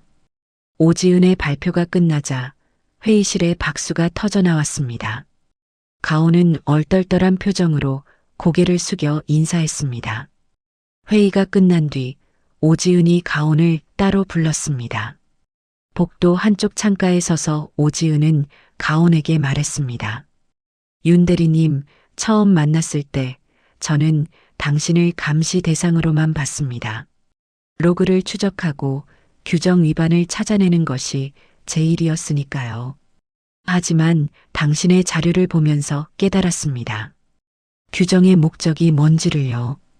오지은의 목소리에는 진심이 묻어났습니다. 가온은 조심스럽게 물었습니다. 과장님, 규정의 목적이요? 오지은은 고개를 끄덕이며 답했습니다. 규정은 조직을 지키는 것도 맞지만 결국 사람을 지키라고 있는 겁니다. 당신은 그걸 알고 있었어요. 로그는 거짓말을 안 해요. 근데 그걸 읽는 사람의 의도가 중요하죠. 저는 이제 규정을 사람을 지키는 방향으로 읽으려고 합니다. 당신에게서 배운 겁니다. 가온은 오지은의 말에 눈시울이 붉어졌습니다. 과장님, 감사합니다. 정말로요. 오지은은 손을 흔들며 말했습니다. 고마워할 건 없어요. 당신이 옳았을 뿐입니다. 그리고 한 가지 더, 앞으로 현장과 본사가 소통할 창구가 필요합니다. 당신이 그 역할을 해줄 수 있겠습니까? 가온은 잠시 망설이다가 고개를 끄덕였습니다. 네, 할 수 있습니다. 최선을 다하겠습니다. 그날 오후 가온은 목련로 지점으로 돌아왔습니다. 정규직 전환과 함께 가온에게는 새로운 프로젝트가 주어졌습니다. 바로 안심창구 설계였습니다. 안심창구란 고령, 고객과 금융 취약계층을 위한 전용 상담 공간이었습니다. 큰 글씨 서식, 편안한 대기석, 그리고 보이스피싱 즉시 차단 학기까지 갖춘 특별한 창구였죠. 가온은 로비를 둘러보며 어디에 안심창구를 배치할지 고민했습니다. 선배님, 여기 어때요? 도윤이 다가와 로비 왼쪽 구석을 가리켰습니다. 햇빛이 잘 들고 출입구에서 가깝지만 소란스럽지 않은 자리였습니다. 가온은 고개를 끄덕였습니다. 좋아요. 여기가 어르신들이 편하게 앉으실 수 있을 것 같아요. 도윤은 태블릿을 꺼내 공간 설계 앱을 열었습니다. 그럼 여기에 책상 하나, 의자 2개 배치하고요. 옆에는 돋보기랑 필담 태블릿도 놓으면 좋을 것 같아요. 도윤은 복직 후 디지털 전환 랩으로 정식 배치되었습니다. 현장 수습을 마치고 이제는 공식적으로 시스템 개선 업무를 맡게 된 것이죠. 하지만 도윤은 여전히 목련로 지점을 자주 방문했습니다. 가온과 함께 현장의 목소리를 듣고 그것을 기술로 구현하는 것이 도윤의 새로운 역할이었습니다. 선배님, 면제표 자동 업데이트 시스템은 이미 전국에 배포됐어요. 그리고 이번엔 심사 체크리스트 봇도 만들고 있어요. 가온은 관심을 보이며 물었습니다. 체크리스트 봇이요? 도윤은 태블릿 화면을 보여주며 설명했습니다. 네, 대출 심사할 때 놓치기 쉬운 항목들을 자동으로 체크해주는 프로그램이에요. 예를 들어 고객이 고령자인데 상환 계획이 무리하다거나 소득 대비 부채가 과도하다거나 하는 경우에 경고를 띄워줍니다. 사람이 틀릴 수 있는 칸은 컴퓨터가 막아줘야죠. 가온은 그 말에 미소 지었습니다. 도윤은 여전히 사람을 지키는 시스템을 만들고 있었습니다. 도윤 씨, 고마워요. 당신 덕분에 현장이 정말 많이 바뀌고 있어요. 도윤은 쑥스럽게 웃으며 답했습니다. 저야말로 선배님 덕분이에요. 선배님이 보여준 길을 따라가고 있을 뿐이에요. 두 사람은 서로를 바라보며 웃었습니다. 그들 사이에는 이제 동료 이상의 감정이 흐르고 있었지만 아직 서로 말하지는 않았습니다. 한 달이 지나고 전국 30개 파일럿 지점에서 피드백이 들어오기 시작했습니다. 대부분은 긍정적이었지만 몇 가지 개선 사항도 제안되었습니다. 그 중 하나는 서울 영등포 지점에서 올라온 의견이었습니다. 외국인 노동자 고객이 많은데 통역 버튼이나 다국어 안내가 부족합니다. 가온은 그 피드백을 보고 즉시 정혜림 사회복지사에게 연락했습니다. 혜림 씨, 복지관에서 다문화 가족 지원 프로그램 하시잖아요. 혹시 쉬운 한국어로 금융 용어 설명하는 자료 만들 수 있을까요? 가온의 전화를 받은 혜림은 흔쾌히 답했습니다. 물론이죠. 이미 비슷한 자료가 있어요. 가온 씨 가이드랑 합치면 좋은 결과물이 나올 것 같아요. 일주일 후 가온과 혜림은 협업회 다국어 안내 카드를 완성했습니다. 한국어, 영어, 중국어, 베트남어, 태국어 5개 언어로 된 간단한 금융 가이드였습니다. 이렇게 하면 외국인 고객들도 자신의 권리를 알 수 있겠네요. 혜림은 만족스러운 표정으로 말했습니다. 가온은 고개를 끄덕이며 답했습니다. 네, 금융은 모든 사람의 권리니까요. 국적이나 언어와 상관없이요. 두 사람은 그 자료를 본사에 제출했고 곧바로 전국 지점에 배포되었습니다. 작은 피드백이 즉각적인 개선으로 이어지는 과정을 보며 직원들은 조직이 진짜로 변하고 있다는 것을 체감했습니다. 2달이 지난 어느 날 가온은 본사 교육실에서 첫 강의를 맡게 되었습니다. 전국 지점장들을 대상으로 한 고객보호 교육이었습니다. 가온은 교육실 강단에 서서 긴장한 표정으로 참석자들을 바라봤습니다. 백상훈도 그 자리에 있었습니다. 윤리교육과 지방재교육을 마치고 복직한 백상훈은 이제 다른 지점의 부지점장으로 발령받았습니다. 그는 가온을 보며 복잡한 표정을 지었습니다.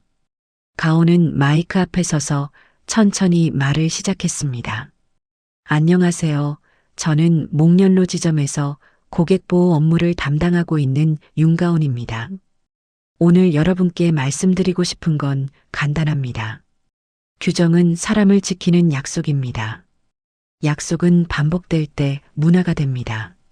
가온의 목소리는 처음엔 떨렸지만 점점 단단해졌습니다. 강의실은 조용했고 모두가 가온의 말에 집중했습니다. 제가 만든 손바닥 가이드는 특별한 기술이 필요한 게 아닙니다. 그냥 고객의 눈높이에서 생각하는 것뿐입니다. 글씨를 크게 하고 어려운 용어를 쉽게 풀고 고객이 질문하기 편한 환경을 만드는 것. 그게 전부입니다.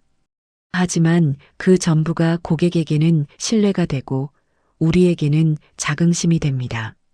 가온은 화면에 할머니의 사진을 띄웠습니다. 시장 좌판에서 웃고 있는 할머니의 모습이었습니다. 이분은 제 할머니입니다. 평생을 시장에서 장부 하나로 사셨어요. 할머니는 늘 말씀하셨습니다. 돈은 등을 펴게도 굽게도 한다고요. 부정직하게 벌면 등이 굽지만 정직하게 벌면 고개를 들 수 있다고요. 저는 그 가르침을 은행에서도 실천하고 싶었습니다.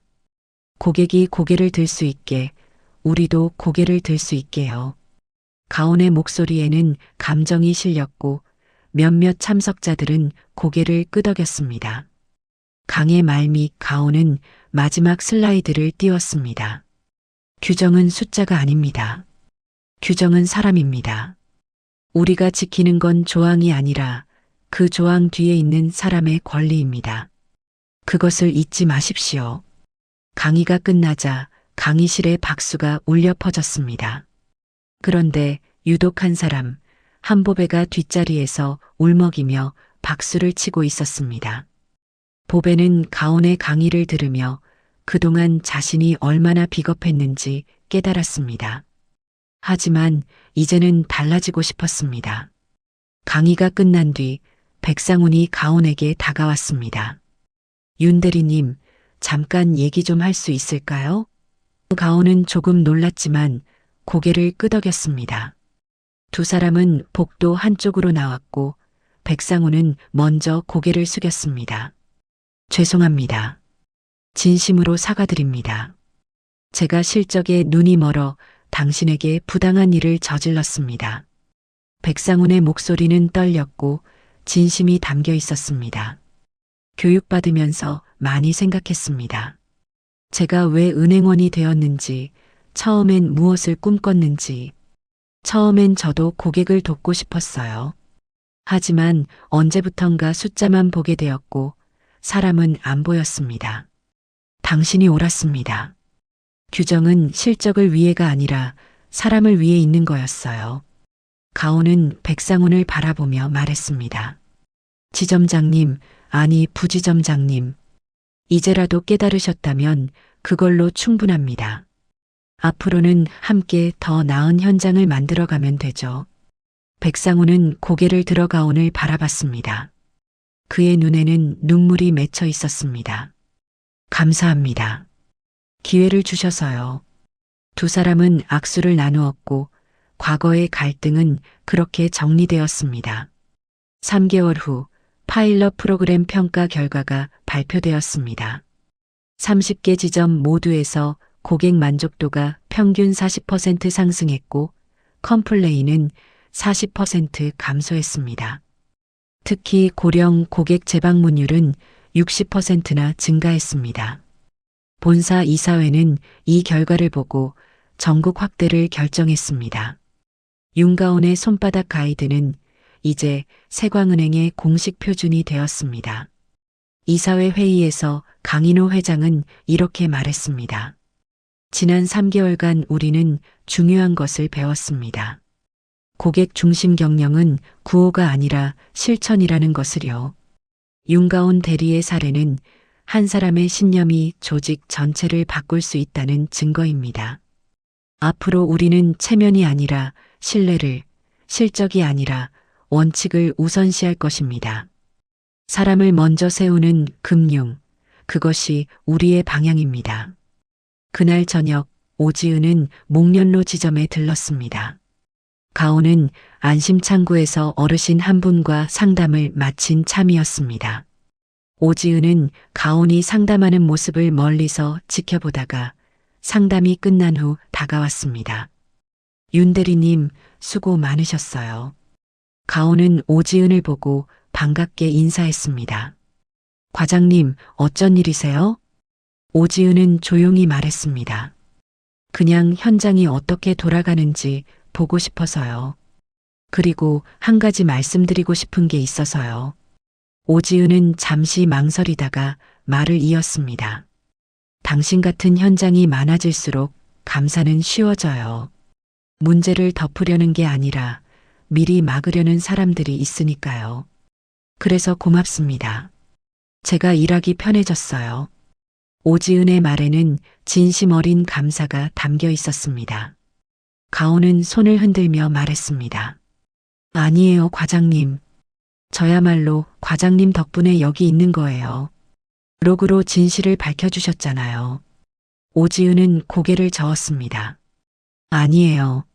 로그는 그냥 기록일 뿐이에요. 그걸 의미 있게 만든 건 당신의 일상이었어요. 매일매일 쌓아온 신뢰요. 그게 결국 당신을 지켜냈어요. 두 사람은 서로를 바라보며 미소 지었습니다. 냉정한 감사자와 열정적인 현장 직원. 두 사람은 이제 같은 방향을 보고 있었습니다. 오지은과 헤어진 후 가온은 목련로 지점 로비를 천천히 둘러봤습니다.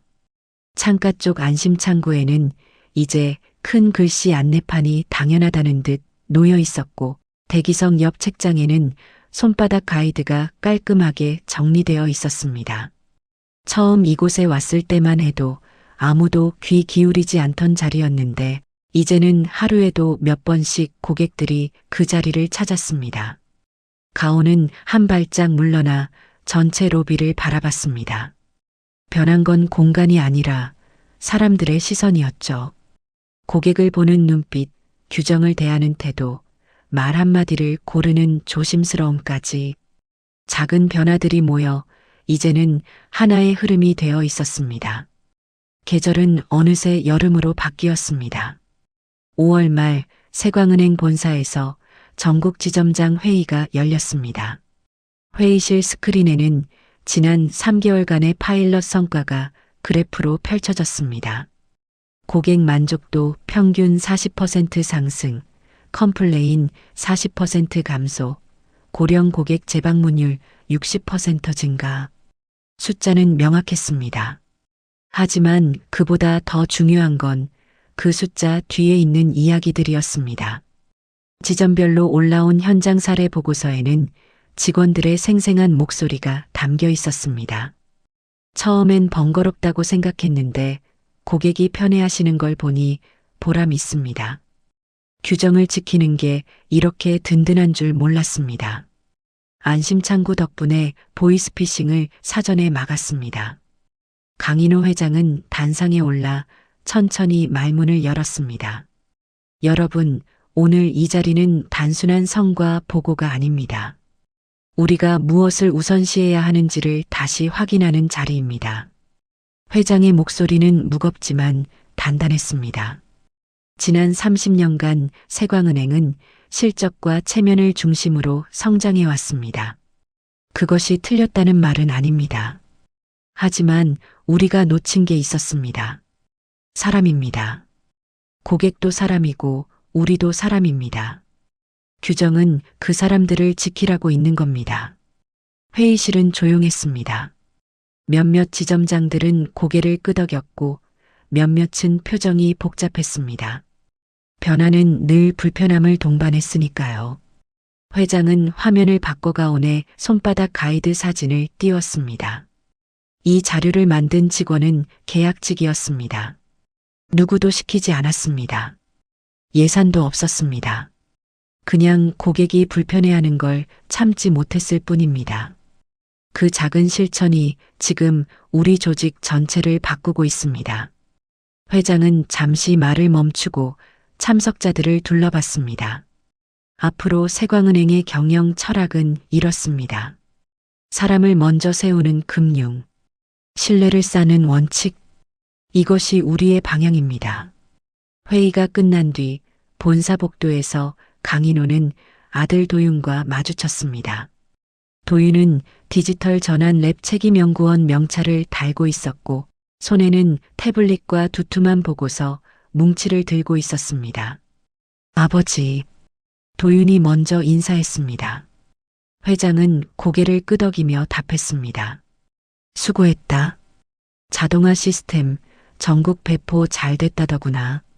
도윤은 쑥스럽게 웃었습니다. 현장 덕분입니다. 제가 한 건 그걸 코드로 옮긴 것뿐이에요. 회장은 아들을 잠시 바라보다가 물었습니다. 현장에서 뭘 배웠나? 도윤은 잠시 생각하다가 답했습니다. 사람이 틀릴 수 있는 자리는 시스템이 막아줘야 한다는 걸 배웠습니다. 하지만 시스템도 사람이 만드니까 결국 사람을 이해하지 못하면 좋은 시스템은 나오지 않는다는 것도요. 회장은 만족스러운 표정으로 고개를 끄덕였습니다.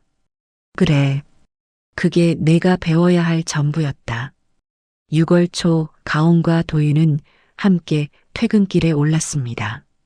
목련로 지점 근처 골목에는 오래된 포장마차 한 곳이 있었습니다. 간판도 없고 테이블도 4개뿐인 작은 곳이었지만 국물이 진하고 인심이 후했습니다. 두 사람은 그곳에 자주 들렀습니다. 오늘도 어김없이 테이블 한쪽에 앉아 라면과 어묵을 시켰습니다.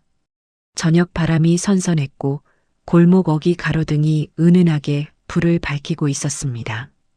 도윤은 라면을 천천히 먹다가 젓가락을 내려놓았습니다.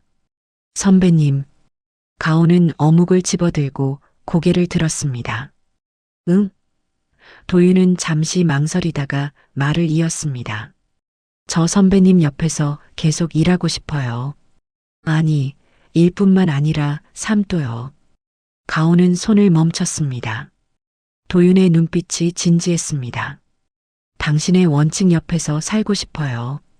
제가 도울 수 있는 모든 걸 다해서요. 가온은 잠시 아무 말도 하지 못했습니다. 가슴이 뜨거워졌고 눈시울이 붉어졌습니다. 도윤은 조심스럽게 가온의 손을 잡았습니다. 저 처음 목련로 지점에 왔을 때 솔직히 불안했어요. 제가 현장을 감당할 수 있을까? 아버지가 기대하는 걸 배울 수 있을까? 근데 선배님을 보면서 알았습니다. 진짜 리더는 자리에서 나오는 게 아니라 신념에서 나온다는 걸요. 도윤의 목소리는 떨렸지만 단단했습니다. 가온은 눈물을 닦으며 웃었습니다. 도윤 씨, 저도요. 당신의 진심 옆에서 살고 싶어요. 두 사람은 서로를 바라보며 웃었습니다. 포장마차 주인 할머니가 젊은 사람들 좋겠네 하며 서비스 어묵을 더 놓고 갔습니다. 골목은 여전히 조용했고 바람은 여전히 선선했지만 두 사람에게는 세상이 조금 더 따뜻해진 저녁이었습니다. 가을이 왔습니다. 10월 중순 강인호 회장의 자택에서 가족 상견례가 열렸습니다. 넓고 정갈한 한옥이었지만 분위기는 생각보다 따뜻했습니다. 가온은 긴장한 표정으로 현관을 들어섰고 도윤이 옆에서 살며시 손을 잡아줬습니다. 회장은 거실에서 두 사람을 맞았습니다. 어서 오게. 가온은 정중히 인사했습니다. 안녕하세요, 회장님. 윤가온입니다. 회장은 가온을 바라보며 말했습니다. 편하게 앉게. 오늘은 회장이 아니라 도윤이 아버지로 왔네. 자리에 앉은 가온은 손을 무릎에 가지런히 모았습니다. 회장은 차를 따르며 물었습니다. 자네 목련로 지점에서 처음 일할 때 힘들지 않았나? 가온은 고개를 끄덕였습니다. 힘들었습니다. 하지만 포기할 수는 없었어요. 제가 그만두면 다음 고객이 또 불편할 테니까요. 회장은 잠시 차를 마시다가 주머니에서 작은 책자를 꺼냈습니다. 가온이 만든 손바닥 가이드 초판이었습니다. 모서리가 닳고 몇 페이지는 접혀 있었습니다. 이거 자네가 만든 거지? 가온은 놀라 대답했습니다. 네, 어떻게 그걸? 회장은 책자를 펼치며 말했습니다. 내가 배웠소. 늦었지만. 그의 목소리에는 진심이 담겨 있었습니다. 평생을 금융업에 몸담았지만 정작 고객이 뭘 원하는지 제대로 물어본 적이 없었소. 실적과 보고서만 봤지 사람은 보지 않았어. 회장은 책자를 천천히 넘겼습니다. 자네가 쓴 이 문장들 하나하나가 나에겐 반성문이었소. 특히 이 대목. 회장은 한 페이지를 가리켰습니다. 돈은 사람을 펴게도 굽게도 한다. 그러니 사람을 먼저 봐야 한다. 가온은 눈시울이 붉어졌습니다. 그건 할머니가 늘 하시던 말이었으니까요. 우리 도윤이가 좋은 사람을 만났소. 회장은 가온을 바라보며 말했습니다. 조직은 사람이 만들고 사람은 신념이 만듭니다. 자네가 그걸 증명했어. 고맙소. 가온은 고개를 숙였습니다. 감사합니다. 회장님. 도윤은 옆에서 조용히 두 사람을 바라봤습니다. 아버지와 가온이 서로를 이해하는 모습이 그에게는 가장 큰 선물이었습니다. 이듬해 봄 2026년 4월 작은 예식장에서 가온과 도윤의 결혼식이 열렸습니다. 화려한 장식 대신 간결하고 정갈한 공간이었습니다. 하객석 입구에는 화환 대신 금융문해력 기금 안내판이 놓여 있었습니다. 오늘 축의금은 지역 어르신 금융교육 기금으로 쓰입니다. 문혜원은 그 문구를 보고 이래서 내가 이 사람들 좋아한다니까 하며 웃었습니다. 박노식은 정장 차림으로 단정하게 앉아 있었고 오지은은 담담한 표호로 자리를 지켰습니다. 사회는 한보배가 맡았습니다. 보배는 마이크 앞에 서서 또렷한 목소리로 말했습니다. 오늘 이 자리에 오신 모든 분께 감사드립니다. 신랑 신부를 오래 지켜본 사람으로서 한 말씀 드리겠습니다. 보배는 잠시 숨을 고르고 이어갔습니다. 우리가 존경한 건 숫자를 다루는 손이 아니라 사람을 붙드는 손이었습니다. 두 분은 각자의 자리에서 그 손을 내밀었고 결국 서로의 손을 잡았습니다. 하객들은 조용히 박수를 쳤습니다. 보배는 눈시울을 붉히며 말을 이었습니다. 신부가 저에게 가르쳐 준 건 규정이 아니라 용기였습니다. 옳은 일을 하는 게 두렵지 않다는 것, 원칙을 지키는 게 외롭지 않다는 것, 그걸 배웠습니다. 신랑은 그 옆에서 묵묵히 함께 걸어줬고요. 두 분의 앞날에 축복이 가득하길 바랍니다. 박수가 다시 울렸고 가온은 눈물을 닦았습니다. 예식이 끝난 뒤 작은 피로연이 열렸습니다. 회장은 도윤을 따로 불러 조용히 말했습니다. 도윤아, 내 아버지. 앞으로 현장에서 올라오는 보고서 내가 챙겨라. 숫자만 보지 말고 사람을 봐야 한다. 도윤은 고개를 끄덕였습니다. 네, 아버지. 아니, 회장님. 회장은 웃으며 말했습니다. 오늘은 아버지라고 불러도 되네. 두 사람은 서로를 바라보며 웃었습니다. 신혼여행 대신 가온과 도윤은 첫 주말을 성북복지관에서 보내기로 했습니다. 정혜림과 함께 어르신 금융교실을 여는 날이었습니다. 복지관 강당에는 30여 명의 어르신이 모였습니다. 가온은 칠판 앞에 서서 첫 문장을 또박또박 적었습니다. 오늘도 사람 먼저. 어르신들은 그 문장을 보고 고개를 끄덕였습니다. 안녕하세요, 여러분. 저는 세광은행에서 일하는 윤가온입니다. 오늘은 은행을 무섭지 않게 이용하는 방법을 알려드리려고 왔어요. 가온의 목소리는 따뜻했습니다. 먼저 수수료 면제 대상부터 알아볼까요? 만 65세 이상이시면 대부분의 수수료가 면제됩니다. 하지만 은행이 먼저 말해주지 않으면 모르고 지나가실 수 있어요. 그러니 꼭 물어보세요. 제가 면제 대상인지 확인해 달라고요. 뒤쪽에서 도윤은 슬라이드 리모컨을 잡고 서 있었습니다. 가온이 설명할 때마다 화면을 넘겨주고 필요한 자료를 바로 띄워줬습니다. 두 사람은 말없이도 호흡이 맞았습니다. 정혜림은 옆에서 어르신들의 질문을 받아 정리했습니다. 보이스피싱은 어떻게 막아요? 통장을 여러 개 만들면 안 좋나요? 질문이 쏟아졌고 가온은 하나하나 정성껏 답했습니다. 교실이 끝난 뒤 한 할머니가 가온에게 다가왔습니다. 젊은 사람이 참 기특하네. 우리 같은 늙은이 눈높이까지 내려와서 설명해 주니 고맙구먼. 가온은 두 손으로 할머니의 손을 잡았습니다. 아니에요. 제가 더 배웠습니다. 할머니께서 이해하기 쉽게 설명하려다 보니 제가 몰랐던 것도 다시 보게 됐어요. 할머니는 가온의 손을 토닥이며 웃었습니다. 복 많이 받을 거야, 젊은이. 복지관을 나서는 길, 도윤은 가온에게 물었습니다. 힘들지 않아? 가온은 고개를 저었습니다. 전혀요. 오히려 힘이 나요. 도윤은 가온의 손을 잡았습니다. 그럼 우리 앞으로도 이렇게 살자. 일도 하고 사람도 돕고. 가온은 환하게 웃으며 답했습니다. 그러죠. 당신하고라면 뭐든 할 수 있을 것 같아요. 두 사람은 복지관 앞 벤치에 잠시 앉았습니다. 봄바람이 불어왔고 벚꽃잎이 흩날렸습니다. 가온은 하늘을 올려다보며 말했습니다. 할머니한테 보고하고 싶네요. 내가 할머니 말씀 잘 지키고 있다고.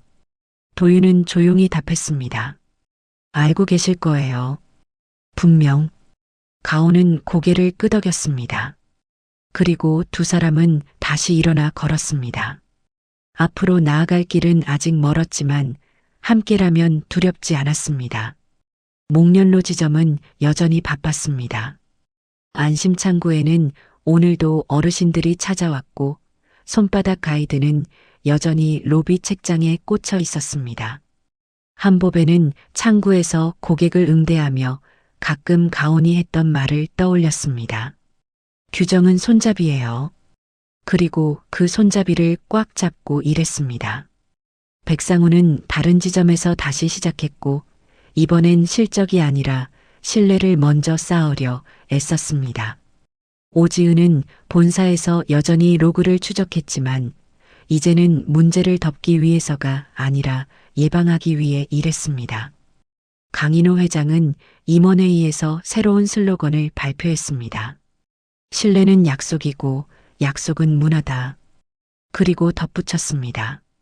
우리는 사람을 먼저 세우는 금융을 합니다. 조직은 천천히 하지만 확실히 변하고 있었습니다. 가온이 뿌린 씨앗은 이제 나무가 되어 가지를 뻗고 있었고 그 그늘 아래 사람들이 쉴 수 있었습니다. 어느 저녁 가온과 도윤은 다시 목련로 지점 앞을 지나갔습니다. 불이 꺼진 로비 너머로 안심 창구가 보였습니다. 가온은 잠시 멈춰서서 그곳을 바라봤습니다. 여기서 시작했네요. 도윤은 고개를 끄덕였습니다. 그리고 여기서 또 시작할 거예요. 매일매일. 가온은 웃으며 도윤의 손을 잡았습니다. 그래요. 오늘도 사람 먼저. 두 사람은 골목을 걸어 나갔습니다. 가로등 불빛이 그들의 그림자를 길게 느렸고 저 멀리 포장마차 연기가 피어올랐습니다. 세상은 여전히 복잡했고 문제는 끝없이 생겼지만 원칙을 지키는 사람이 있는 한 희망은 사라지지 않았습니다. 윤가온과 강도윤 두 사람은 그렇게 함께 걸어갔습니다. 사람을 먼저 보는 삶, 원칙을 먼저 세우는 사랑, 그것이 그들이 선택한 길이었습니다.